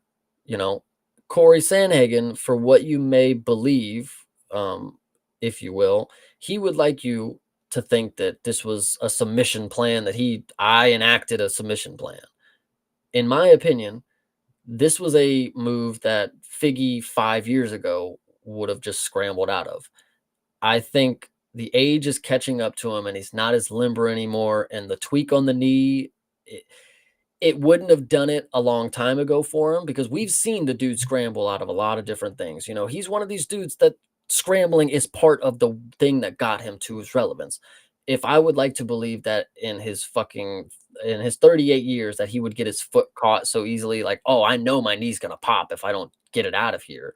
I just don't believe that. So Corey Sandhagen making it seem like this was some fucking plan of his, like, oh yeah, I knew I was gonna pop his knee right there. I don't know if I believe that necessarily. It does look like it hurt. I'll give you that. But I think Davison would have slid out of it 5 years ago. I mean, hard to say on that one. The position was like Corey actually said. I mean, the same thing did happen uh, to TJ Dillashaw as well. So it is a dangerous game that you're playing when you're in the positions that they were in and the type of scrambling they were doing. Your leg gets caught one place, you overextend a little bit. Those kinds of things do happen. Chalk it up to freak injury. I agree with you though too. Yeah, there was no like setup for that. It was just part of what happened in the course of the action. But yeah, hard to say. Either way though, I mean, yes, it's an unfortunate thing that the knee popped. That is very bad, and who knows what the rest of his career is going to be like now, because that can be pretty devastating. We see guys who are out for quite some time with injuries like that. But either which way though, I mean, this was such a poor strategy leading up to this incident that it was just like icing on the cake is not the right term, but like it was just like the cherry on top of the shit sundae, I guess is what I would say. You know what I mean? Because it's like he was getting himself into these heel hook positions that he was attempting, not getting them at all. And what did he get instead? Punched in the face a lot. Mhm. It reminded me a little bit. Do you remember when we were talking about Damon Blackshear versus Alan Tengele recently? I had said in that fight that maybe he's trying to prove a point. And like that's kind of what I was thinking here, because why he thought wrestling against Sandhagen, who is a great wrestler and grappler, was the move to make. I mean, he went toe to toe with Umar in the wrestling and grappling department. The issue in the Umar fight was that he did not enact any offense to push the needle forward for himself. But if you recall, he was scrambling out of everything that Umar did. This dude is really decent when it comes to these scrambles and getting himself out of danger on the ground. So why you would try to prove a point in this way makes absolutely no sense to me whatsoever. And then to not deviate from the game plan once you were getting dominated in the first round. That, I mean, Bisping said, oh, that's a 10-8 round easy. It's like, yeah, you fucking think? I mean, like, he didn't do any. It I wasn't. think Anyway, this was another moment I was going to call Bisping stupid. all But right. Well, if you look, want to agree with him, I'll let it slide. I would let it. 10-8 or aside, whatever. It was a dominant first round. Yeah. You got fucked up when you were going for heel hooks. That's all you need to know. Is fuck the scoring. You got fucked up when you're going for heel hooks. So what do? Do you go back for heel hooks again? Is that the move? Yeah. I would say no. It was definitely a hard performance to watch because coming into this, Davis and Figueiredo at plus 400, I would never pass up on this, especially against somebody who hasn't sold me. Me personally, have watching Corey Sandhagen, I have not been sold that he's the one that can just, be the top of the division. When I saw with Umar, he decided to sit in his lap for 5 rounds. And that was hard to see because out of all the talk that Corey Sandhagen did, like, I'm going to be the one to, break the fucking Nurmagomedov way. Like, I got the answer. Like, I know how to do it. And then he just doesn't fucking do it. But I mean, he did do it. He just didn't do enough thereafter, is what I'm saying. You know what I mean? He didn't get himself in any submission situations. I can agree with you there, but he also did lose the fight very convincing. Yeah. So Yeah. it's a hard one for me to go into this and say minus 600. I'm taking Corey Sandhagen, and it's unfortunate. Actually, I want to make another point. Davis and Figueiredo had the same look in his eyes when he went to the corner after the first round that he did against Peter Yan. Is you could see in his eyes that like the moment is slipping away. Like that was supposed to be the first round finish. I was supposed to heel hook him. Like now I'm fucked. Like that was when you watch against Peter Yan after 4 rounds of domination. Figueiredo is just like he's just broken. You can see like the tears in his eyes forming. Like I was supposed to come get this belt again. Like this was my destiny kind of deal. And in this moment after the first round, you can see in his eyes like just that little moment of just doubt. And then you get into the second round of scrambling, and it just doesn't go his way. And as an older fighter, and this is probably an ACL, MCL, or injury kind of deal, he's going to be out for longer than need be for how quick he needs to make up the ground in bantamweight. If he's dead set on trying to be a champion, I don't think it's any more plausible. I think the most we're going to get out of him is a couple more matchups at 39 or 40. But I was really hoping Figueiredo was going to figure Corey out on this one because Figueiredo is one of these dudes that, he dropped Peter Yan in round 4. He dropped Cheeto for the first time in his career in round 5. It's like I can never count on a dude who's just packing a nuke in his hand. And and when you watch the promo videos, Figueiredo said, I'm going to make him run around for 5 rounds and then until I knock him out. Where the fuck was that, man? Yeah, that was non-existent. Yeah. I didn't see the state of Figueiredo, like his body language that you were talking about between rounds, because I think I was so fixated on the fact that his corner forgot his stool. I don't know if you picked up on that.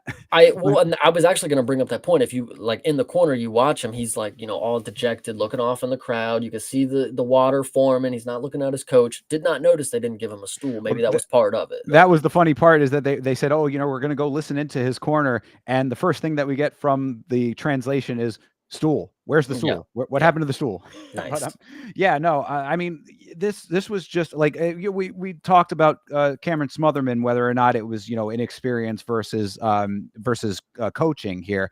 I mean, I like this is obviously completely different circumstances, but was it Figueiredo or his coaching that led him to this game plan? That I have no clue about. I don't know if this is something that they game planned themselves beforehand or if this is something that he went into business on his own with. But either way, this was just a very poor navigation of this fight, especially when you already had the data from round one to show you that you were not on the right path. So, round two, one good shot from Figueiredo after really no shots at all in the first round. Got the one good shot off, gets taken down. Well, he got the takedown himself, actually. He had the one good takedown in the first round, too. I will give him credit for that. But the takedown in the second round, he gets it. Corey turns a heel hook of his own into top control. I thought that was very telling in and of itself. Before the knee pop, it's like if he could do that when he's going for something that you're trying to do, you know what I mean? If this is the chess that he's doing, then you're going to get checkmated very quickly in a couple more moves here, pal. So like, you really don't want to keep going down this path. Then of course the knee pop happened, and it really, like I said, it could have gone that way one way or another without the knee popping, but it didn't have to be this fight. Yeah. I also will note that I want to give some praise to Corey because I was definitely running with the fact that this dude is one of the most nerdy looking fighters that we have. And that if Cheeto and Peter Yan are going to get sat on their butt by a straight right from Figgy, no way is Corey going to be able to eat anything like that. There was one shot that Figgy landed that was clean as can be right on Corey, and he ate it for fucking breakfast. So I was like, yeah, we're done, boys. I mean, if he ate that, I mean, I can't expect anything else, you know? Yep. Yep, absolutely. That was the one in the second round I was talking about. Yeah, this was just an all-out domination. Injury aside, Figueiredo pays the price for playing a ridiculously dangerous game, and he didn't have to play it. So really, because both I was here on the last show for this fight, and we both were saying him at that price tag was like, wow, that's too good to pass up. Now you know why. Yeah. Dude, this one here, it's hard for me to say what's next for Corey because I know he gets on the mic and he wants to act like he's all big and bad and it's now title shot time. But like, brother, Peter Yan's still waiting for an opponent, and he even called you out. Which I want to bring up another point is people online seem to be speculating that Peter Yan has been in camp for Marcus McGee. Doesn't seem to be the fucking case. I don't know who lied about that. But Peter Yan wants the fucking rematch with Corey. So Corey, step up onto the fucking plate. And if you want to get this shit done on full camp, because that was your note the first time, is that it was on short notice in the opposing, arena, whatever. Prove yourself because you're one of these people that, in my eyes, what I've seen and what I've understood is that once you get to a certain level, you're not beating those guys. Right. And Figgy was, in my opinion, that level, but then it also ended in injury. So I can't really say like, oh, this was the definitive win for him. That like, okay, he needs something more. It's like, no, I like you. Bro, you just lost to Umar. You've already lost to Peter. You did, Suga is probably on the list for you to fight if he wins the belt back. But you're not getting Marab yet. So I don't know. That's just my opinion. He wants to make the claim, I'm the only person that hasn't fought Marab in the top five. It's like, brother, but you also haven't beat the other people in the top five. So Yeah. how No, you gotta have some level head here. No, I agree completely. I think that is the exact point here is that Corey has gotten close to greatness, but has not achieved it. And that's the only next step is Yeah. that you need to now go out there and actually make it happen against the people that are in front of you. Because if you don't do that, then you're always going to be the dude who he said that he did not want to be, which is the guy that gets close to winning but doesn't win. And this is the time now. You've gotten this win that was, I mean, circumstances aside, this is an impressive win, impressive performance leading up to the injury, all that kind of stuff. Like this was exactly what you needed to get you well seated again after the Umar loss. You're in perfect position to get yourself back into that conversation, but you do have to get yourself back into the conversation. Yeah, I said it before. It's like there's people who will tell you that they want to be the champ, and then there's people who will show you that they want to be the champ. Coming off of an injury victory and calling for the belt. I mean, brother, you don't get the easy fucking route. If you want to be the champ, you go through who's necessary to beat to get the belt. You don't call out for the belt after you get an injury stoppage. Like Tatsuro Taira didn't fucking do his shit like that, and he beat the 7th ranked dude or whatever it was. He didn't say, "All right, I'm next for the belt. I ain't fought for it yet." Like, no, you go fight the dude who you think is deserving. If you think it's yourself, reevaluate because you just came off of an injury win. That doesn't. Nobody's saying title shot. That's title shot right there. You just. I'm sorry, Corey, but it's gonna have to be another one. Like, you just gotta, dude, fight more. Like the last time you fought was in August, so fight more and lap people. If you want to be that guy, you just got an injury victory. So you really didn't take too much damage. You didn't take too much time out of your hands. Hop back in camp, get the next fight going. If you really want to be about it, I'm telling you, take the Peter Yan matchup. If you think that you are the championship level, that's the guy you got to beat, in my opinion. Yeah, I agree. I mean, whether it's him or anybody else above, but it has to be somebody that is elite. Yes. Because right now you're hovering at greatness, but you ain't there yet. Yeah. Yep. I agree. So yeah, well, and there you go. I guess that rounds out UFC Fight Night, Sandhagen versus Figueiredo. Final thoughts there, Chase.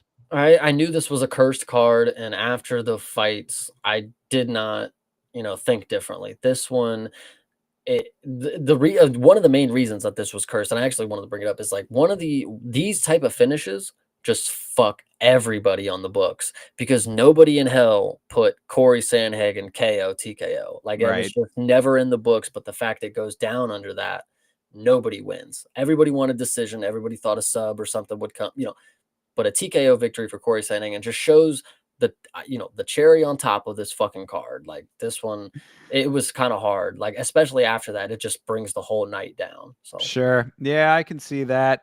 Bet the money line, people. Bet the money line. not that Um, minus 600 people. Don't Yeah. do that. All right. Well, he would have won. But anyway, yeah, no, again, this is one that was up and down. I would say there were a lot of points in this card where it was a little bit sleepy. It was not exactly the most fun rewatches that I've ever had to do for one of these episodes that we do. But overall, there were a couple of decent standouts. I would still put this on the lower end of fight nights. Is almost maybe like glorified Apex to an extent. And we've seen even better in the Apex. But either way, it wasn't the worst I have ever seen. So it's on the lower end, but not the worst. On the note, since you brought up the Apex, I didn't bring it up earlier, but one of the funnier tweets that Asmat Bekov had is somebody asked him, "Where would you want to perform most?" And he said, "In the Apex." So What a G. I yeah, love this guy. yeah, he's great. So shout out to him. Yeah, indeed. Well, let's move on over to the upcoming fights. Actually, did you wanted to talk about the BSD replacement real quick? Yeah, we can mention it. BSD and Joel Alvarez is now officially off. Joel Alvarez is injured, quote unquote, apparently just going to move up weights. Also, that's part of it too. He's just injured and he's like, "Fuck it, I'm not going to do that weight anymore." All right. So they found a replacement, and when I say found, I mean they definitely pulled the fucking rabbit out the hat on this one because they signed a guy who hasn't fought in the UFC since like 2018 or something like that, and his name is beyond me, but BSD couldn't have picked an easier fucking way to get back in the win column. Because on Twitter, you will also hear that Mateus Gamrot was willing to step up and fight BSD on short notice, and BSD declined. Yes, Yeah. Kyle Prepelic. Yeah, Kyle Prepelic is a fighter who has been around for a very long time. He's kind of floated around between a number of different promotions, was in the UFC, did not do great there, and has kind of had a candy cane career throughout all of the promotions that he's been in, getting this short notice. Well, not really short notice, It's but 2 weeks. yeah, okay. I mean, yeah, short enough. Getting a short notice call up against Benoit Saint Denis. This is basically feeding a lamb to a wolf. The fact that Kyle Prepelic has been around for this long in the sport of MMA and he is not a name that 99% of fans would remember speaks volumes in and of itself. So the fact that they are feeding him to Benoit Saint Denis is probably going to be a minus 1500. 3,000. It's minus 1500. A Yep. minus, take the minus 1,500 then, because that's better money than I was thinking it was going to be. I would have thought it would be more in the like minus 18 range. But and even that is like, that's wild. Minus 2,000 is probably something that somebody would think is okay for this fight. I mean, this is just insanity that this is the fight that has been made. No, this Yeah. this actually upsets me. Like Yeah. when it comes to matchmaking, I normally think, okay, there's a reason why some of these people are matched up. On paper you can make a case, but there's just no damn reason that this dude's name came up. It just does not fucking make sense. BSD.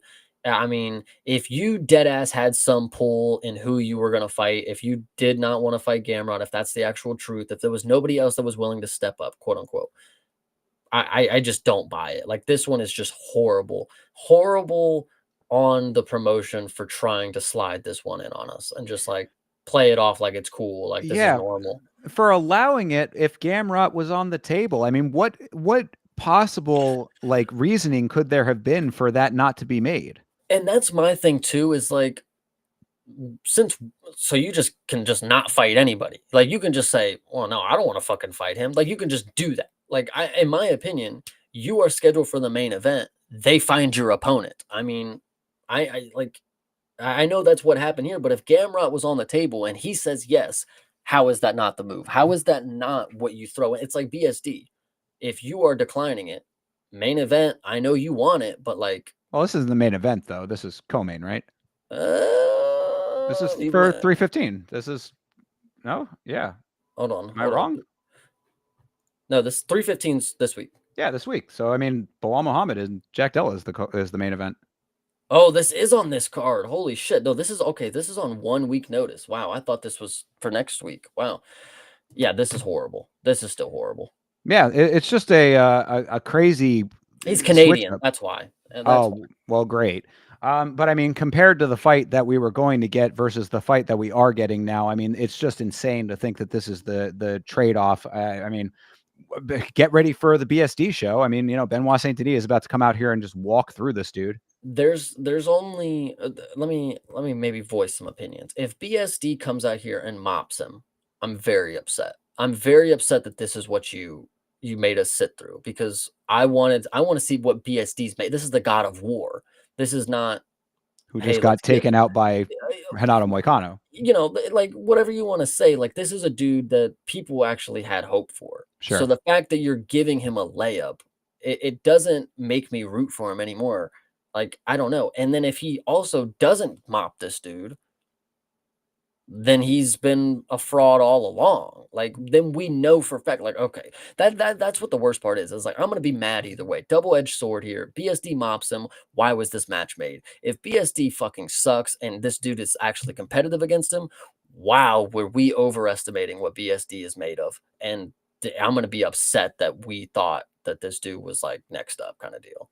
Yeah. So hopefully it'll at least be competitive, but that'll A be 35-year-old, like, on short notice, 1 week, like, get the fuck out of here, man. yeah, it's a crazy turn of events. So just wanted to make mention of that before we moved on to the rest of this card. This is UFC 315, Bilal Muhammad versus Jack Della Maddalena.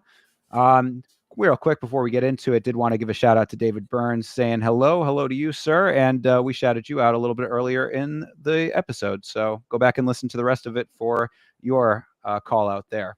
Yeah, realize. Shout out to you as well, my Oh, man. hell yeah. Always realize. Appreciate you, brother. But yeah, so all right, Bilal versus Jack Della. What are you thinking, man? I mean, is it just going to be the Bilal Muhammad show that we know and love? Or, I mean, depending on how you feel about that, the Bilal Muhammad show that we are all used to at this point? No. I would like to believe Ah, it's not. okay. Vegas may be right about a lot of things, but when it comes to Bilal Muhammad, this is not somebody that I would willingly say, like, this is a guy that I'll put money on, because he may be able to do what he does well, but he's also 36. And, Leon did get the better of him kind of towards the end of the fight. Jack Della, we are still yet to behold just how good he is. We could be very surprised in this matchup just how good his takedown defense is. Maybe he does sub him. Maybe, we know he's a killer on the feet. And if Bilal Muhammad has Canelo fucking boxing, whatever you want to say, then Jack Della's dude. This dude's fucking god. But I don't know. This one's hard for me, but I am gonna go with Jack Della. I would not willingly say Bilal is gonna win this one. I think you are out of your mind, sir. I think that this is going to be the exact same thing that we have seen from Bilal time and time again. I think that the style that he has is tried and true at this point. It's not fan friendly. It's not what a lot of people want to see, but it is effective and it wins fights. Jack Della is somebody that I have always been skeptical of, and maybe that's just on me. I'm really not a hater. People want to like get that impression of me when I voice my skepticism. It's not. I have nothing against Jack Della. It's just that I've seen him in fights that have been more competitive than I thought that they should be. Now, I mean, the one that springs to mind off the bat is the Kevin Holland fight. I thought that was way too close for what it ended up being. I mean, like there was potential for that to have even possibly been a robbery. I'd have to go back and rewatch it, but that's the first one that jumps out. But then also, we go back to the Gilbert Burns fight. Now, granted, yes, he annihilated Gilbert at the end of that fight, but it was a lot closer than it needed to be up before then. So, I mean, I see like I see an unpolished diamond there, perhaps. Now, Dricus disproves all of this. I mean, Dricus has a style that a lot of people said, oh, it's there's no skill there, this and that. Like, it's not something that can actually win fights at the highest level. He has disproved all that. Perhaps Jack Della can do the same thing. But to me, I mean, I'm going off of the empirical data here, and Bilal Muhammad has been doing his thing consistently for almost, 24-3. I mean, the dude is about as consistent as they come. Are they boring? That's up to you to decide, but do they win? The answer is clear. I bring up this term a lot on the stream, and I talk about killers versus fillers. And fillers could mean you could be a card filler or you could be a stat sheet filler. Bilal Muhammad is one of those dudes that's going to fill the stat sheet. He's going to rack up the necessary points that would get him to the judges' win. Jack Della, though, he might be a fucking killer, guys. And this is some dude you can't count out for that reason. You saw with Gilbert Burns.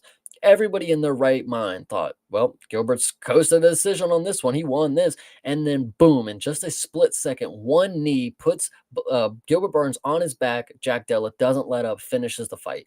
When you go back to Bilal and you go with Leon did turn the tables a little bit towards the end, and he did bust him up. He was on top control, raining some elbows, and then the round ended. Whatever. Will Jack Della wait that long to be able to showcase the killer instinct? I don't know, but I do know that it is there. Like when you see him fight, like he's just got something to him. Like there's just a little tenacity to him that he can just make it dirty.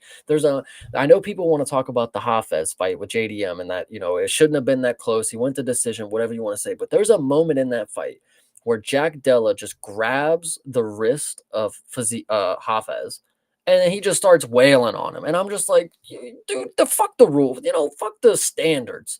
Just fucking beat him up. Like if you got to grab his hand so he can't block, and then you just wail on him, that's the way it's got to be. And in that moment, it was just the subtle differences. Like somebody else would have just clinched and threw some knees to the thighs. Jack Della said, fuck it. We're just going to rain punches down. I don't care if you're up against the cage. We're ripping the body. We're going up top. Dude, Jack's just, I'm telling you, there's something a little different about him. I am certainly open to that being a reality. Like that's what I'm saying. I'm not a hater. Like I really do think that there is a lot of good there. I just need to see the entire package come together in championship form, and that's where this is the opportunity he has to prove that right here, right now. So if that happens, all credit to him, and I will certainly change my tune on the next episode. But as of right now, I'm going to stick with Bilal, and we'll come back and see what the real deal is. Well, actually, if we come back and what the real deal is that one of these guys pulls out and Ian Gary is now the dude fighting, who would you take against either one of those and Ian Gary? Oh, Bilal. I know that you're the Ian Gary super fan over here, and what about Jack Della? Wait, you mean Jack Della versus Ian Gary? Yeah, if Bilal pulls out. That I think would be a pretty competitive fight. I might go with Ian Gary on that one. Okay. Just a quick little.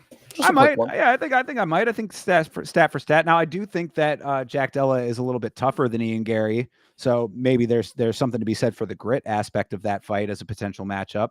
Because also I think that Ian Gary, if the going gets tough with the grit, Ian Gary does have enough skill to be able to take Jack down. So, there might be something there as well. I think that the dynamics are certainly different for that fight, of course. So if that happens, then, maybe we come back and do an emergency episode or something and talk it through that way. But as of right now, as of what's on the books here, yeah, I mean, Bilal, king of the heap right now, love it or hate it. I think he's proved himself. He's going to continue to prove himself. And I think that possibly Sean Brady might be the only person that's going to really give him a problem when it comes to what he does best. I would just hate for the reality to be that Bilal loses his belt after everybody, overhyping the skill set. Bilal Muhammad is good. He is the champion right now. But the moment he loses, everybody's going to realize, well, maybe he wasn't as good as we thought. The same thing that happened with Leon, bro. When Leon won the fucking belt, he beat Usman, the third time, whatever you want to say. And people said Leon is going to be the GOAT of the welterweight division. They do it all the time. They do it every time there's a new champ. It's like, this dude's going to run it forever. Jack Della has the X factor to make it interesting. And if Bilal Muhammad thinks this is going to be a walk in the park, I'm really hoping Jack Della has something up his sleeve. Fair. And I've never been the person that said that about Leon, and I don't necessarily think it about Bilal like in a full-on extent. Like I said, I do think that Sean Brady would give him a run for his money. But I do think under these circumstances, with what I have seen, I'm going off of the data that I have. You know what I mean? Now, Jack Della comes out here and throws the fucking Jorge Masvidal flying knee to start this thing off, then obviously that's going to change my tune real quick there too. He can do a lot of things in this fight to win the belt, and you got all the runway that you need for the rest of your career at that point. Now you're a champion, and I shut the hell up. But as of right now, I think the circumstances are right for Bilal to get this win. I also would like to ask, how much do you take into account that neither of them are playing on home field? I don't think that really plays too much of a factor for either guy. I think that, neutral territory kind of works in both of their favor, if it's even a factor at all. I want to believe for most fighters, and I would say that it's a good, like 98%. There's a rare exception that maybe it plays a mental part, but most fighters got to just be comfortable with that to be able to do their thing in general. I mean, going in there, sometimes even using it to your advantage, having a point to prove, like a Mason Jones or a Zhang Mingyang we were talking about earlier. It's like, you go in there, you feed off of the booze and that kind of stuff. I think neutral territory kind of plays into both of their hands pretty well. So nice even neutral ground. I think that they've got nothing to no chirping to really worry about and fluster them with. And honestly, both these guys do seem pretty mentally strong. I would say that's another thing about Bilal, is that, like, for all of the hatred that he gets online, for all of the criticisms of his fight style, he really doesn't seem like he lets much of it bother him, which I got to respect to an extent. Yeah, no, I hear you. This one will be very interesting, man. I'm just really excited for it, even though I probably shouldn't be as excited as I am for it now that we're on this fight week. Like, this one is going to be interesting to see how it plays out. Absolutely. Yeah, I'm looking forward to it. And, we'll come back and we'll see what actually happens there. Also for this fight, looking forward to it. I think this fight seems like it's going under the radar compared to the main event. This card doesn't seem like it's getting a whole lot of push in general. But this fight is one that I think a lot of people should be excited about. Valentina Shevchenko versus Manon Fiorot. Plus money on Valentina Shevchenko for a second time. When will they learn? Yeah, that's wild. When will they learn? There's nothing. Listen, and I think it's because everybody expects Valentina to use the game plan that she had in her last fight, which is just lay and pray. But that's just not what's going to happen here. Manon does have some great takedown defense. I will give her that. But let's not forget Valentina Shevchenko is a fucking god on the feet. Like, if you think that somebody who's 35, right, if you think they got a really good chance to be the next person, well, the person who's got the belt is 37, and she's also light years better on the feet than the person who's 35. So the age is very interesting, because this is not a young fucking prospect. This is not somebody who's going to be able to use their youth to their advantage. This is just another chink. This is just another brick in the wall for Valentina. Like, this is, I don't know how to explain it. This is just criminal that she's an underdog again. Yeah, I mean, number one with a bullet for a reason over here. It's crazy to think that they'd be plussing her on this. It is a close line. I mean, it's not a crazy plus, but it's still, plus money either way. I think that would be everybody jumping on that. I mean, just for the fact that it's plus at all. Now, I mean, Manon Fiorot has paid her dues at this point. You know, she's gotten some really good wins. She's beaten some decent names. You know, win over Rose is always going to carry. But yeah, I mean, it's Valentina. I mean, she's a legend for a reason. And she just now won her belt back. To think that she's going to drop it to Manon Fiorot off of what? Like, what's the defining factor, do you think, that's giving people any kind of confidence in Manon? I've heard from plenty of people that Manon is a weight bully, and she's very big for the weight class. Shevchenko is not the biggest person, but Grasso, when you look at Grasso compared to Shevchenko, dude, she's a lot fucking like, dude, her fucking biceps are huge, and Shevchenko did fine when it came to the body weight mechanics, you know, the wrestling, the grappling, whatever you want to say. Sure. So if that's the reason that people are going with Manon is because she's just going to be naturally bigger, she's going to rehydrate a lot more, whatever.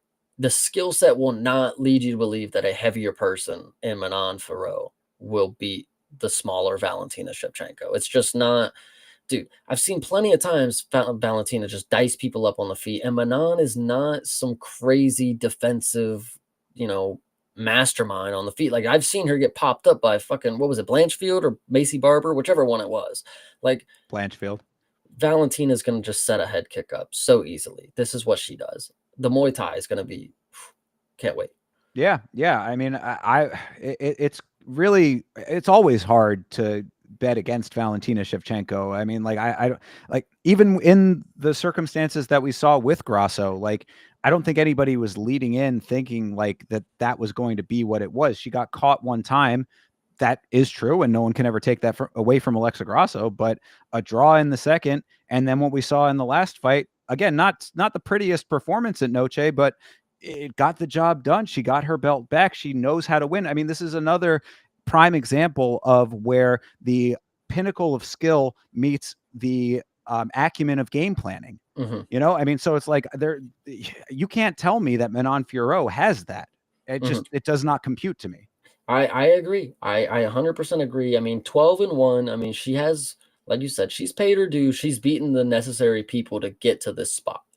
But the way that she's been talking, she's been doing it on Twitter for a while now. As soon as Valentina won the belt, she was calling her out saying, you know, let's set a date, let's get this going. It's like, let my girl take a vacation. She just got her belt back. You know, she's 37. You know, we don't need to worry about you right now.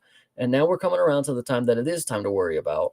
And I just hope the same energy that Manon had on Twitter, she brings into the cage. So absolutely, don't go pulling an arm on Sarukian. yes. Yeah. No, yeah, it seems like a bit of a slam dunk on this one. Take that plus money is you know what the advice I'm giving myself and taking. So, you know, if anybody out there thinks otherwise, that's your prerogative. But it just seems like an open and shut case is the way that I'm looking at it. I always go back to the core ideal of what is the method of victory here. And I mean, you know, yeah, maybe the weight bully aspect of it could be possibly a thing. You know, clinches are up and maybe, you know, knees in the clinch. I just don't see it. There's no definitive path that sticks out in my mind as, oh, that's the thing. Well, the reason that I'm also leaning to believe that it's just unlikely for Manon to win. I mean, the only time that we've seen Grasso lose, like, she got subbed. Like, what's Manon gonna do if she can't do that? I mean, and it was like a crazy quick sequence where Grasso saw the back turn, she jumped on it, sunk in the choke. I mean, it wasn't even a choke, you know, it was a face crank, whatever you want to say, kind of deal. But Manon is not one. She doesn't have the quick instincts to say, "Oh, she's got her back turned in that exact split moment. That's when I need to pounce," kind of deal. She's just gonna wait, let Valentina do her little pirouette, and we're back to the stand up where she's gonna get popped up. So I don't know. That's just Yeah. it's hard. No, I'm agreeing. So, yep, there you go. I guess bet on Manon Fiorot at your own risk. True. All right, Jose Aldo versus Ayman Zahabi. You know, we'd said, I know that you're not a big fan of Zahabi, but I mean, he's a dude who he's 12-2. He's granted he's been inactive in a lot of years for some reason, but also the brother of Faraz Zahabi, one of the best coaches in the game. So the team is certainly there. You know, GSP being part of that too. We know that off of The Cage, which keep an eye out on the channel for the next installment of our review of the Cage series. But yeah, going up against a legend in Jose Aldo, but a legend who has been controllable that we have seen in the last couple of fights. So It's interesting you talk about controllable in his last fights because the way that he was controlled is nothing like Zahabi would be able to do. ah, Zahabi is just a straight stand-up guy. At the age of 37 too, it's not like he's going to come out here with new tactics, you know. He not no spring chicken. He's going to come out here and do his same exact counter-striking game plan. And I will give him credit. It worked in his last couple matchups. Obviously, it works in a lot of them.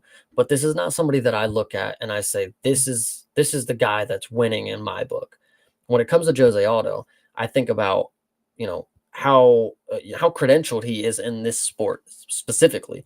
And when it comes to just what he's able to do on the stand-up, Zahabi may not be elusive enough to make this as interesting as people are thinking. Like I think when I see this matchup, again, cut close case, like Jose Aldo is levels beyond Zahabi. And that's if you want to take into consideration that Jose Aldo is 38, like he is old, but you've seen him compete. He's one of these dudes that just has the genetics to be old and still good. You know, Edson Barbosa is one of those people too. You know, the genetics are just there to be athletically gifted for however long you want. Yoel Romero is another fucking example. Jose Aldo coming into this fight, I just don't see, and I'm being a hater too. Like I don't see Zahabi winning because I just never have seen it before. Like not him winning, but the winning method against somebody like Jose Aldo. I have not seen him be able to do that against somebody else, kind of deal. well, so all of those guys that you just named, Aldo, Romero, and Barbosa, are all guys who have been on the losing side in the later years there. So True. the one note that I would make, I'll preface all this by saying I too am taking Jose Aldo in this fight.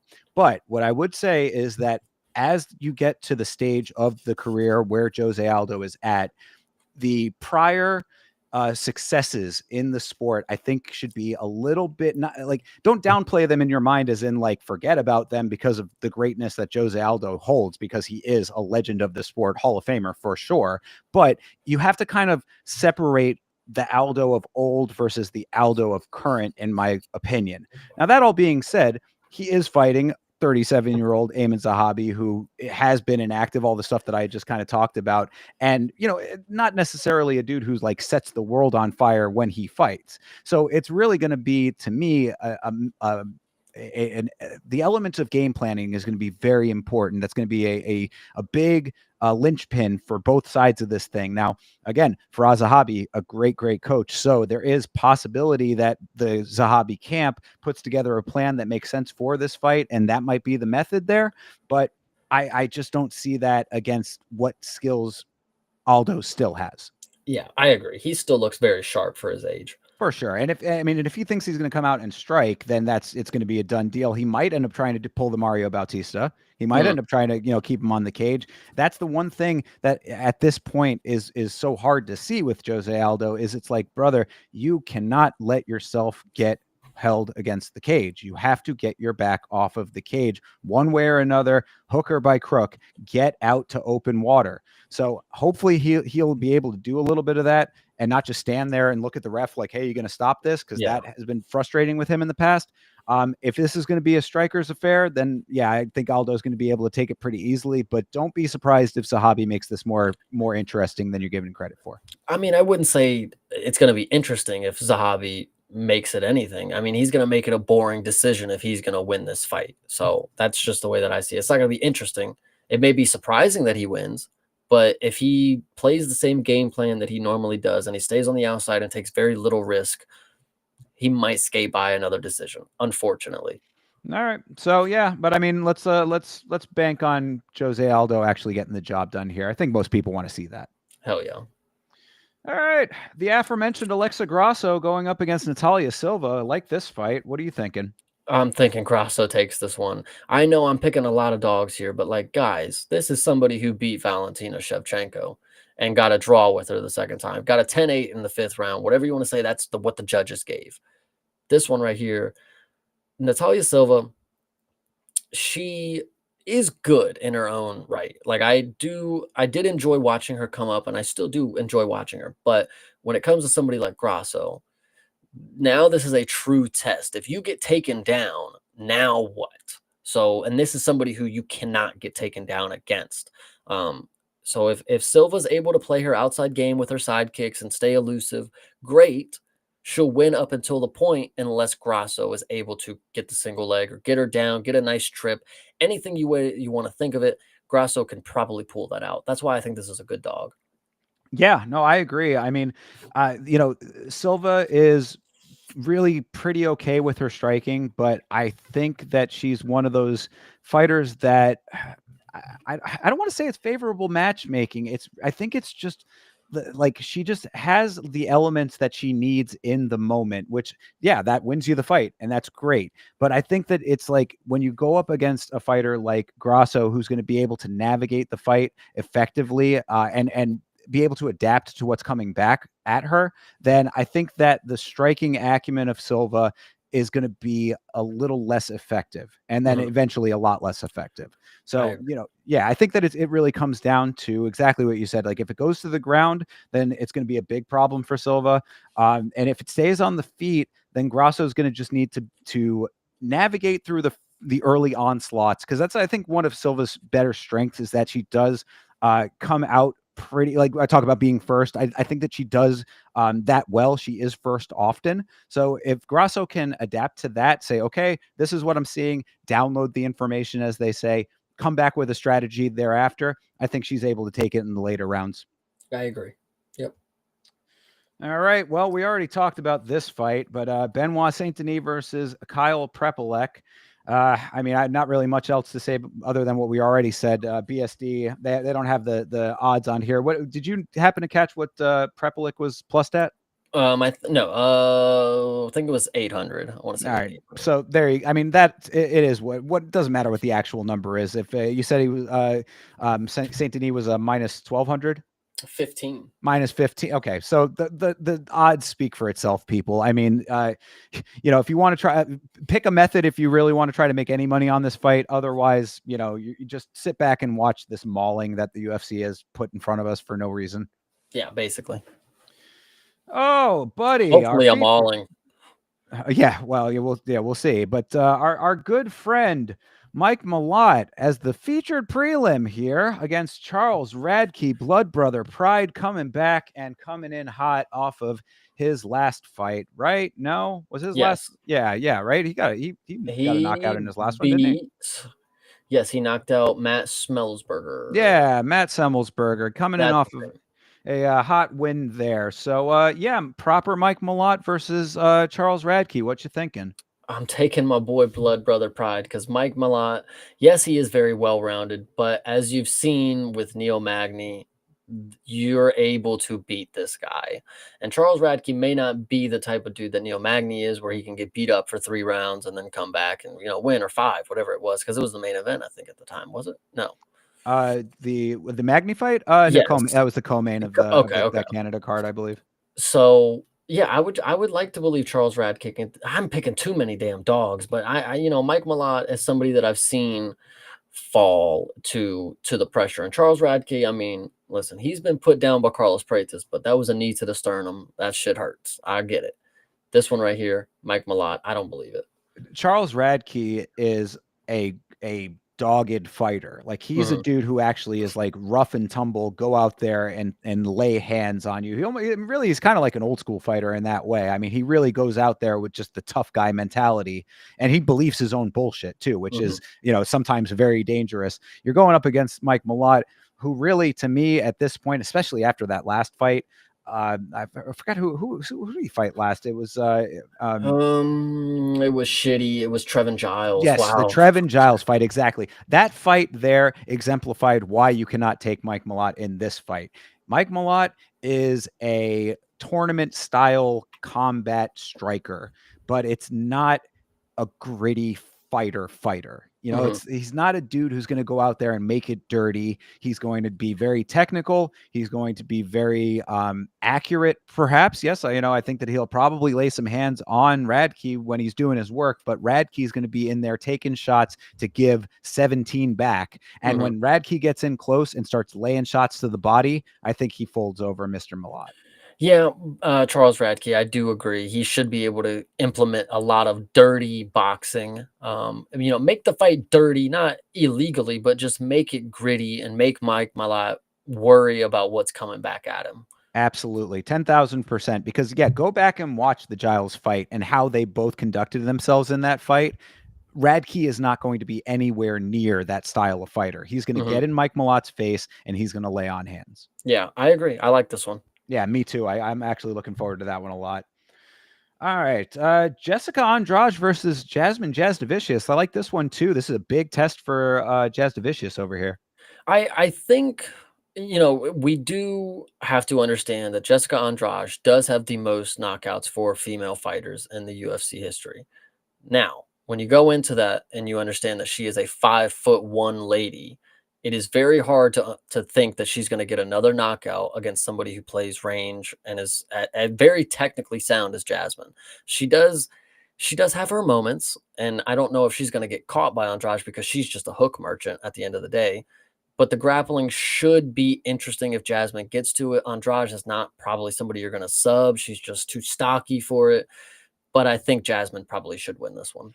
Yeah, I agree. I think that Jasmine, if she can get close, get in to a clinch situation early, start gaining the respect early. I think that that's one of the problems that I see in Andrade sometimes is that she she gets flustered in a way where she doesn't seem to have the answers, even though she's been around for so long. You'd think by now that she would have a game plan formulated for these exact situations that she finds herself in. But you get her up against the cage, you get her down, you start gaining respect round over round. And, if she can't land those power shots that she's known for, then it really is a moot point. She ends up on her back, and then it's really just a lot of scrambling and trying to get herself back to her feet. And you do that over the course of 15 minutes. I think Jasmine can make that happen. Yep, I agree. Modestas Bukauskas versus Iwan Kutelaba, the fabled fight that was called for and answered to by the organization. This is an interesting one. I love the story behind this. You have two dudes who get, finishes and they call for more. And then at the end of the day, they both get matched up to each other. And that's exactly what I love to see. If you're gonna be a dude who comes out here and finishes and you want to talk a big game, if you say you want more, here's exactly how you fucking do it. You go get the dude who just did it on the same night as you and you say, I want him. And then here's what we get, and I'm very excited for this. Cutelaba is not somebody that again I'm not going to do minus. Oh, it's okay. Coin flip. Minus on both sides. It's a pick 'em. This one's very tough, but you could just bet for a finish on this. Yeah, inside the distance is probably a good call here. Kutelaba is a fucking wild man, so any fight that he's in is going to be at least entertaining. Bukauskas, on the other hand, I think is a little bit more controlled, but he's also a dude that can get touched. So, I mean, this is really, I really do enjoy this, I think that this is going to be an enjoyable fight. I like this fight on paper a lot. This has potential for fireworks. I think that I agree. Inside the distance is probably the way to go here. Who's going to take it? It is certainly a toss up, but it should be entertaining one way or another. And yeah, we're just gonna have to see what version of each of them shows up, because both of these guys are dudes who have taken their losses and then knocked people out as well. Exactly. Yeah, the bounce back is pretty real between both of them. So I like this one a lot. Sure. And now, going to this, who was it? It was Cooper Rowe was in the chat earlier. I'll throw this up on the screen. Why not? He was saying Navajo Sterling ex Bilal as the parlay. What are your thoughts? Well, Navajo Sterling is fighting Ivan Urslin. Excuse me. So, what are you thinking about that as a parlay and about Navajo Sterling in this fight? I think the first leg of that parlay is definitely hitting because Navajo is probably going to smoke this dude. I mean, he's unfortunately, I will say that he does have the city kickboxing style where he's very on the back foot. He's looking to counter strike, and Navajo is a very large fucking light heavyweight. He Yes. has the power to put people out, and he has the imposing size to make you not want to strike with him. I just think it's going to depend on if Navajo actually goes out there with the intent to be first and not play the counter. Yeah, I mean, I can jive with that. Having seen Navajo Sterling fight live, I saw him versus Tuco Tokos. I think that there were some exposures of cracks in not cracks in the game, again, not the right word to use for it though. It was more like he humanized himself in that fight in a way that I think people were expecting different of him when he had gotten such a dominant performance on the Contender Series. But that being said, still a victorious effort, and a pretty conclusive one at that. It wasn't exactly a close fight. Now, granted, that was against Tokos, who is not a great fighter to begin with. So against Urslan, I mean, I think that if he could get caught, I think that there might be potential for that. Like it might be one of those kind of like deals where something just lucky lands. But if it's a technical fight and the fight that Sterling wants it to be, or if he makes it the fight that he wants it to be, I think that it should go his way. Yeah, Urslan is like the poor man's, Uzdemir kind of deal. So Right. not Yeah. really. That's exactly it. I mean, and that's why, like, even a Volkan Oezdemir can get a knockout if the circumstances are right. You know what I mean? Yeah.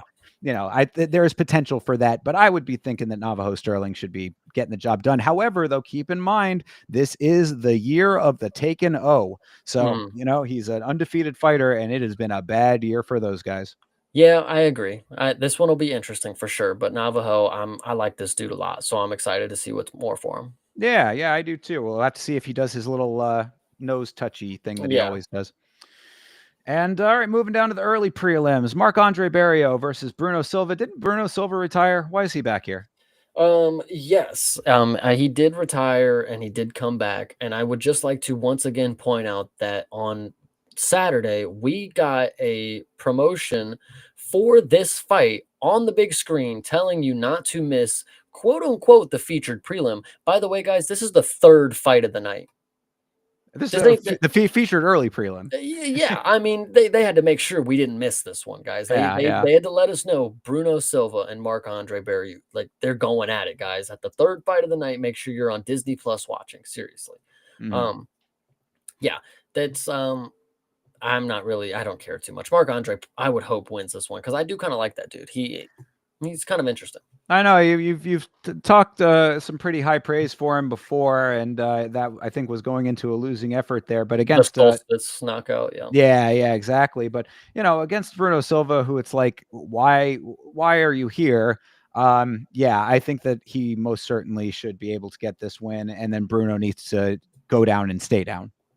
Yeah, agreed. All right, Daniel Santos versus Jung Lee. What are you thinking here? Santos, a dude who I think we have pretty conclusively thought has not been very impressive in the past. This is also a short notice bout, I'm pretty sure. This was just like a fill-in. Somebody was supposed to fight, and Daniel Santos was not the one that was booked. So Gotcha. he's the one filling on short notice. And yes, he is. Let me just double check. He is a shoot box guy. Yes. Yes, he is a shoot box guy. This is the standard shoot box fucking below 55 or style, build. He's just got Yeah. blonde hair, he's skinny, he's tall, whatever. He's Uh-huh. he's actually not tall at all. I'm lying my ass off. But either way, it's the shoot box style only works for Charles. And even then it's not working anymore. So I don't know. It's hard for me to believe in shoot box. Just saying. Yeah, I mean, and just any time that even though he is only 12-2, I don't think that there's been a whole lot that I can recall off the top of my head that has been like that's a next up guy. Jung Lee, a dude who I'm fairly certain we've seen some decent work out of, if he's the person I'm thinking of anyway. I gotta believe that that he'll take that fight. That's what I'm thinking. Yeah, I'm going with my boy from Korea, not gonna lie. Yeah, and also if the short notice is even at least an aspect of it at all, then yeah, I think that that's pretty. His last loss came to a Hyder Emil in the first round. It was just that quick flurry and just dropped him. So Hyder Emil's pretty damn good, and he did knock you out. So it's hard to gauge, but I would still take my boy Jing Young. Yeah, I'd say so. I mean, if it goes into like a heavy amount of ground game, then perhaps the BJJ takes precedent. But just gut instinct is telling me to go with Lee. 100%. And to round this thing out, Brad Katona, Contender Series, not Contender Series, Tough, Mr. Tough himself, excuse me. Brad Katona, yeah, Superman, two-time Tough Man versus Bekzat Almakan. Do you recognize who that is? Do I? Is he? Who did he fight? He stepped up on short notice to fight Umar. Oh, indeed, and he did not win that fight, eh? Did not, but he did drop him in the first round with a head kick. Okay, So all right. it made Umar fold a little bit. But anyway, this one is interesting. The fact that they have Bezcat as a favorite. Yes, he is a great striker, but Brad Katona is also decent enough at striking that he can make it, close. But then he also has that factor that he'll shoot for a takedown with 10 seconds left to secure the round. So I think it's hard for me to say that Bezcat's going to be, the favorite in my eyes, because Brad Katona will probably just get him to the ground and hold him there. That's just my opinion. Yeah, and look, Brad has this reputation that that's what he does, that he's like a clinch heavy guy. But we have also seen Brad in some really heated fire exchanges. And he's not, look, he's a little bit of a pretty boy. He's a little bit of a diva. All those things are true. But the dude is tough and he will take those shots. Like he is not afraid to stand and trade if it's necessary. He's just not a person who's going to take unnecessary risks. Exactly. So, yeah. So, I mean, I think that ends up leading to a pretty solid strategy a lot of the time. And, we'll see if Bekzat can counteract that. But off rip, I mean, Brad is plus money. That's decently attractive to me. Yeah, I can't tell you the last time he was plus money, but he has been winning convincingly. I don't think he's lost in his next run yet. He did. Oh, Oh, yeah, he lost to John Matsumoto. That's right, and Garrett Armfield. Holy shit! Yeah, I was gonna say he's lost to both to Armfield and Matsumoto. Yeah, I mean Matsumoto, of course, he's surging on to be greater, even though he did take a loss in his last fight. But either way, that's a very tough opponent for sure. Is Bekzat on that level? I mean, he hasn't fought since March 2nd of last year, so more than a year has passed. I think ring rust is also going to play a factor. Brad Katona's not terribly active himself, but at least when he fights, you can tell that there's not like a level of like rust to him. Like he has the game plan. Like he knows what he's doing. He's very locked in. He's very locked into his training as well. Might not be the guy who's going to take a lot of direction necessarily, but he does have a pretty solid team. I mean, he has a team that works for him. He's an SBG Ireland guy. They're their own sort of beast over there in a weird way. And it's been successful to an extent with what he's been working with in the past. So yeah, I'm gonna again, for plus money, I think you can do a lot worse than giving a shot to Brad on this one. True, 100%. And we'll see what happens on that in that fight. Of course, we will come back to talk about each and every one of these fights next week. That is Monday nights at 10 o'clock p.m. And of course, for the fights themselves, we have our individual watch-alongs. Myself and the Vitz King will be here on the Yama channel. And Chase, I know you can tell them where they can find you. You guys can find me doing watch-alongs and making some other good videos on youtube.com/@CPSmalls. And then, of course, if I'm on Twitter and you want to come hang out, @CreativePartin, PARTIN. And, we're always just having good times out there. And be ready for fucking next week, because these fights, I'm telling you, I'm actually low-key excited to talk about these once they happen. Absolutely. Same here. That's youtube.com/@YamaShow, @YamaShow on Twitter and Instagram as well. New videos on the channel coming out. We had the cage review that just came out. Talked a little bit about the situation with Francis Ngannou. So always some new stuff coming out. Of course, keep your eyes peeled for anything else. We got probably something coming along this week as well. So yeah. Enjoy all of that, and we will be back to talk about all of these fights. If you're not already subscribed and you've been watching us for this long, make sure that you are subscribed to Yama and to Chase Partin, CP Smalls. We appreciate it. We're both making some pushes here to get the subscriber count up. Each one of them counts, and each one of them helps. So till we see you next time, everybody, have a great rest of your night, and as always, fight on.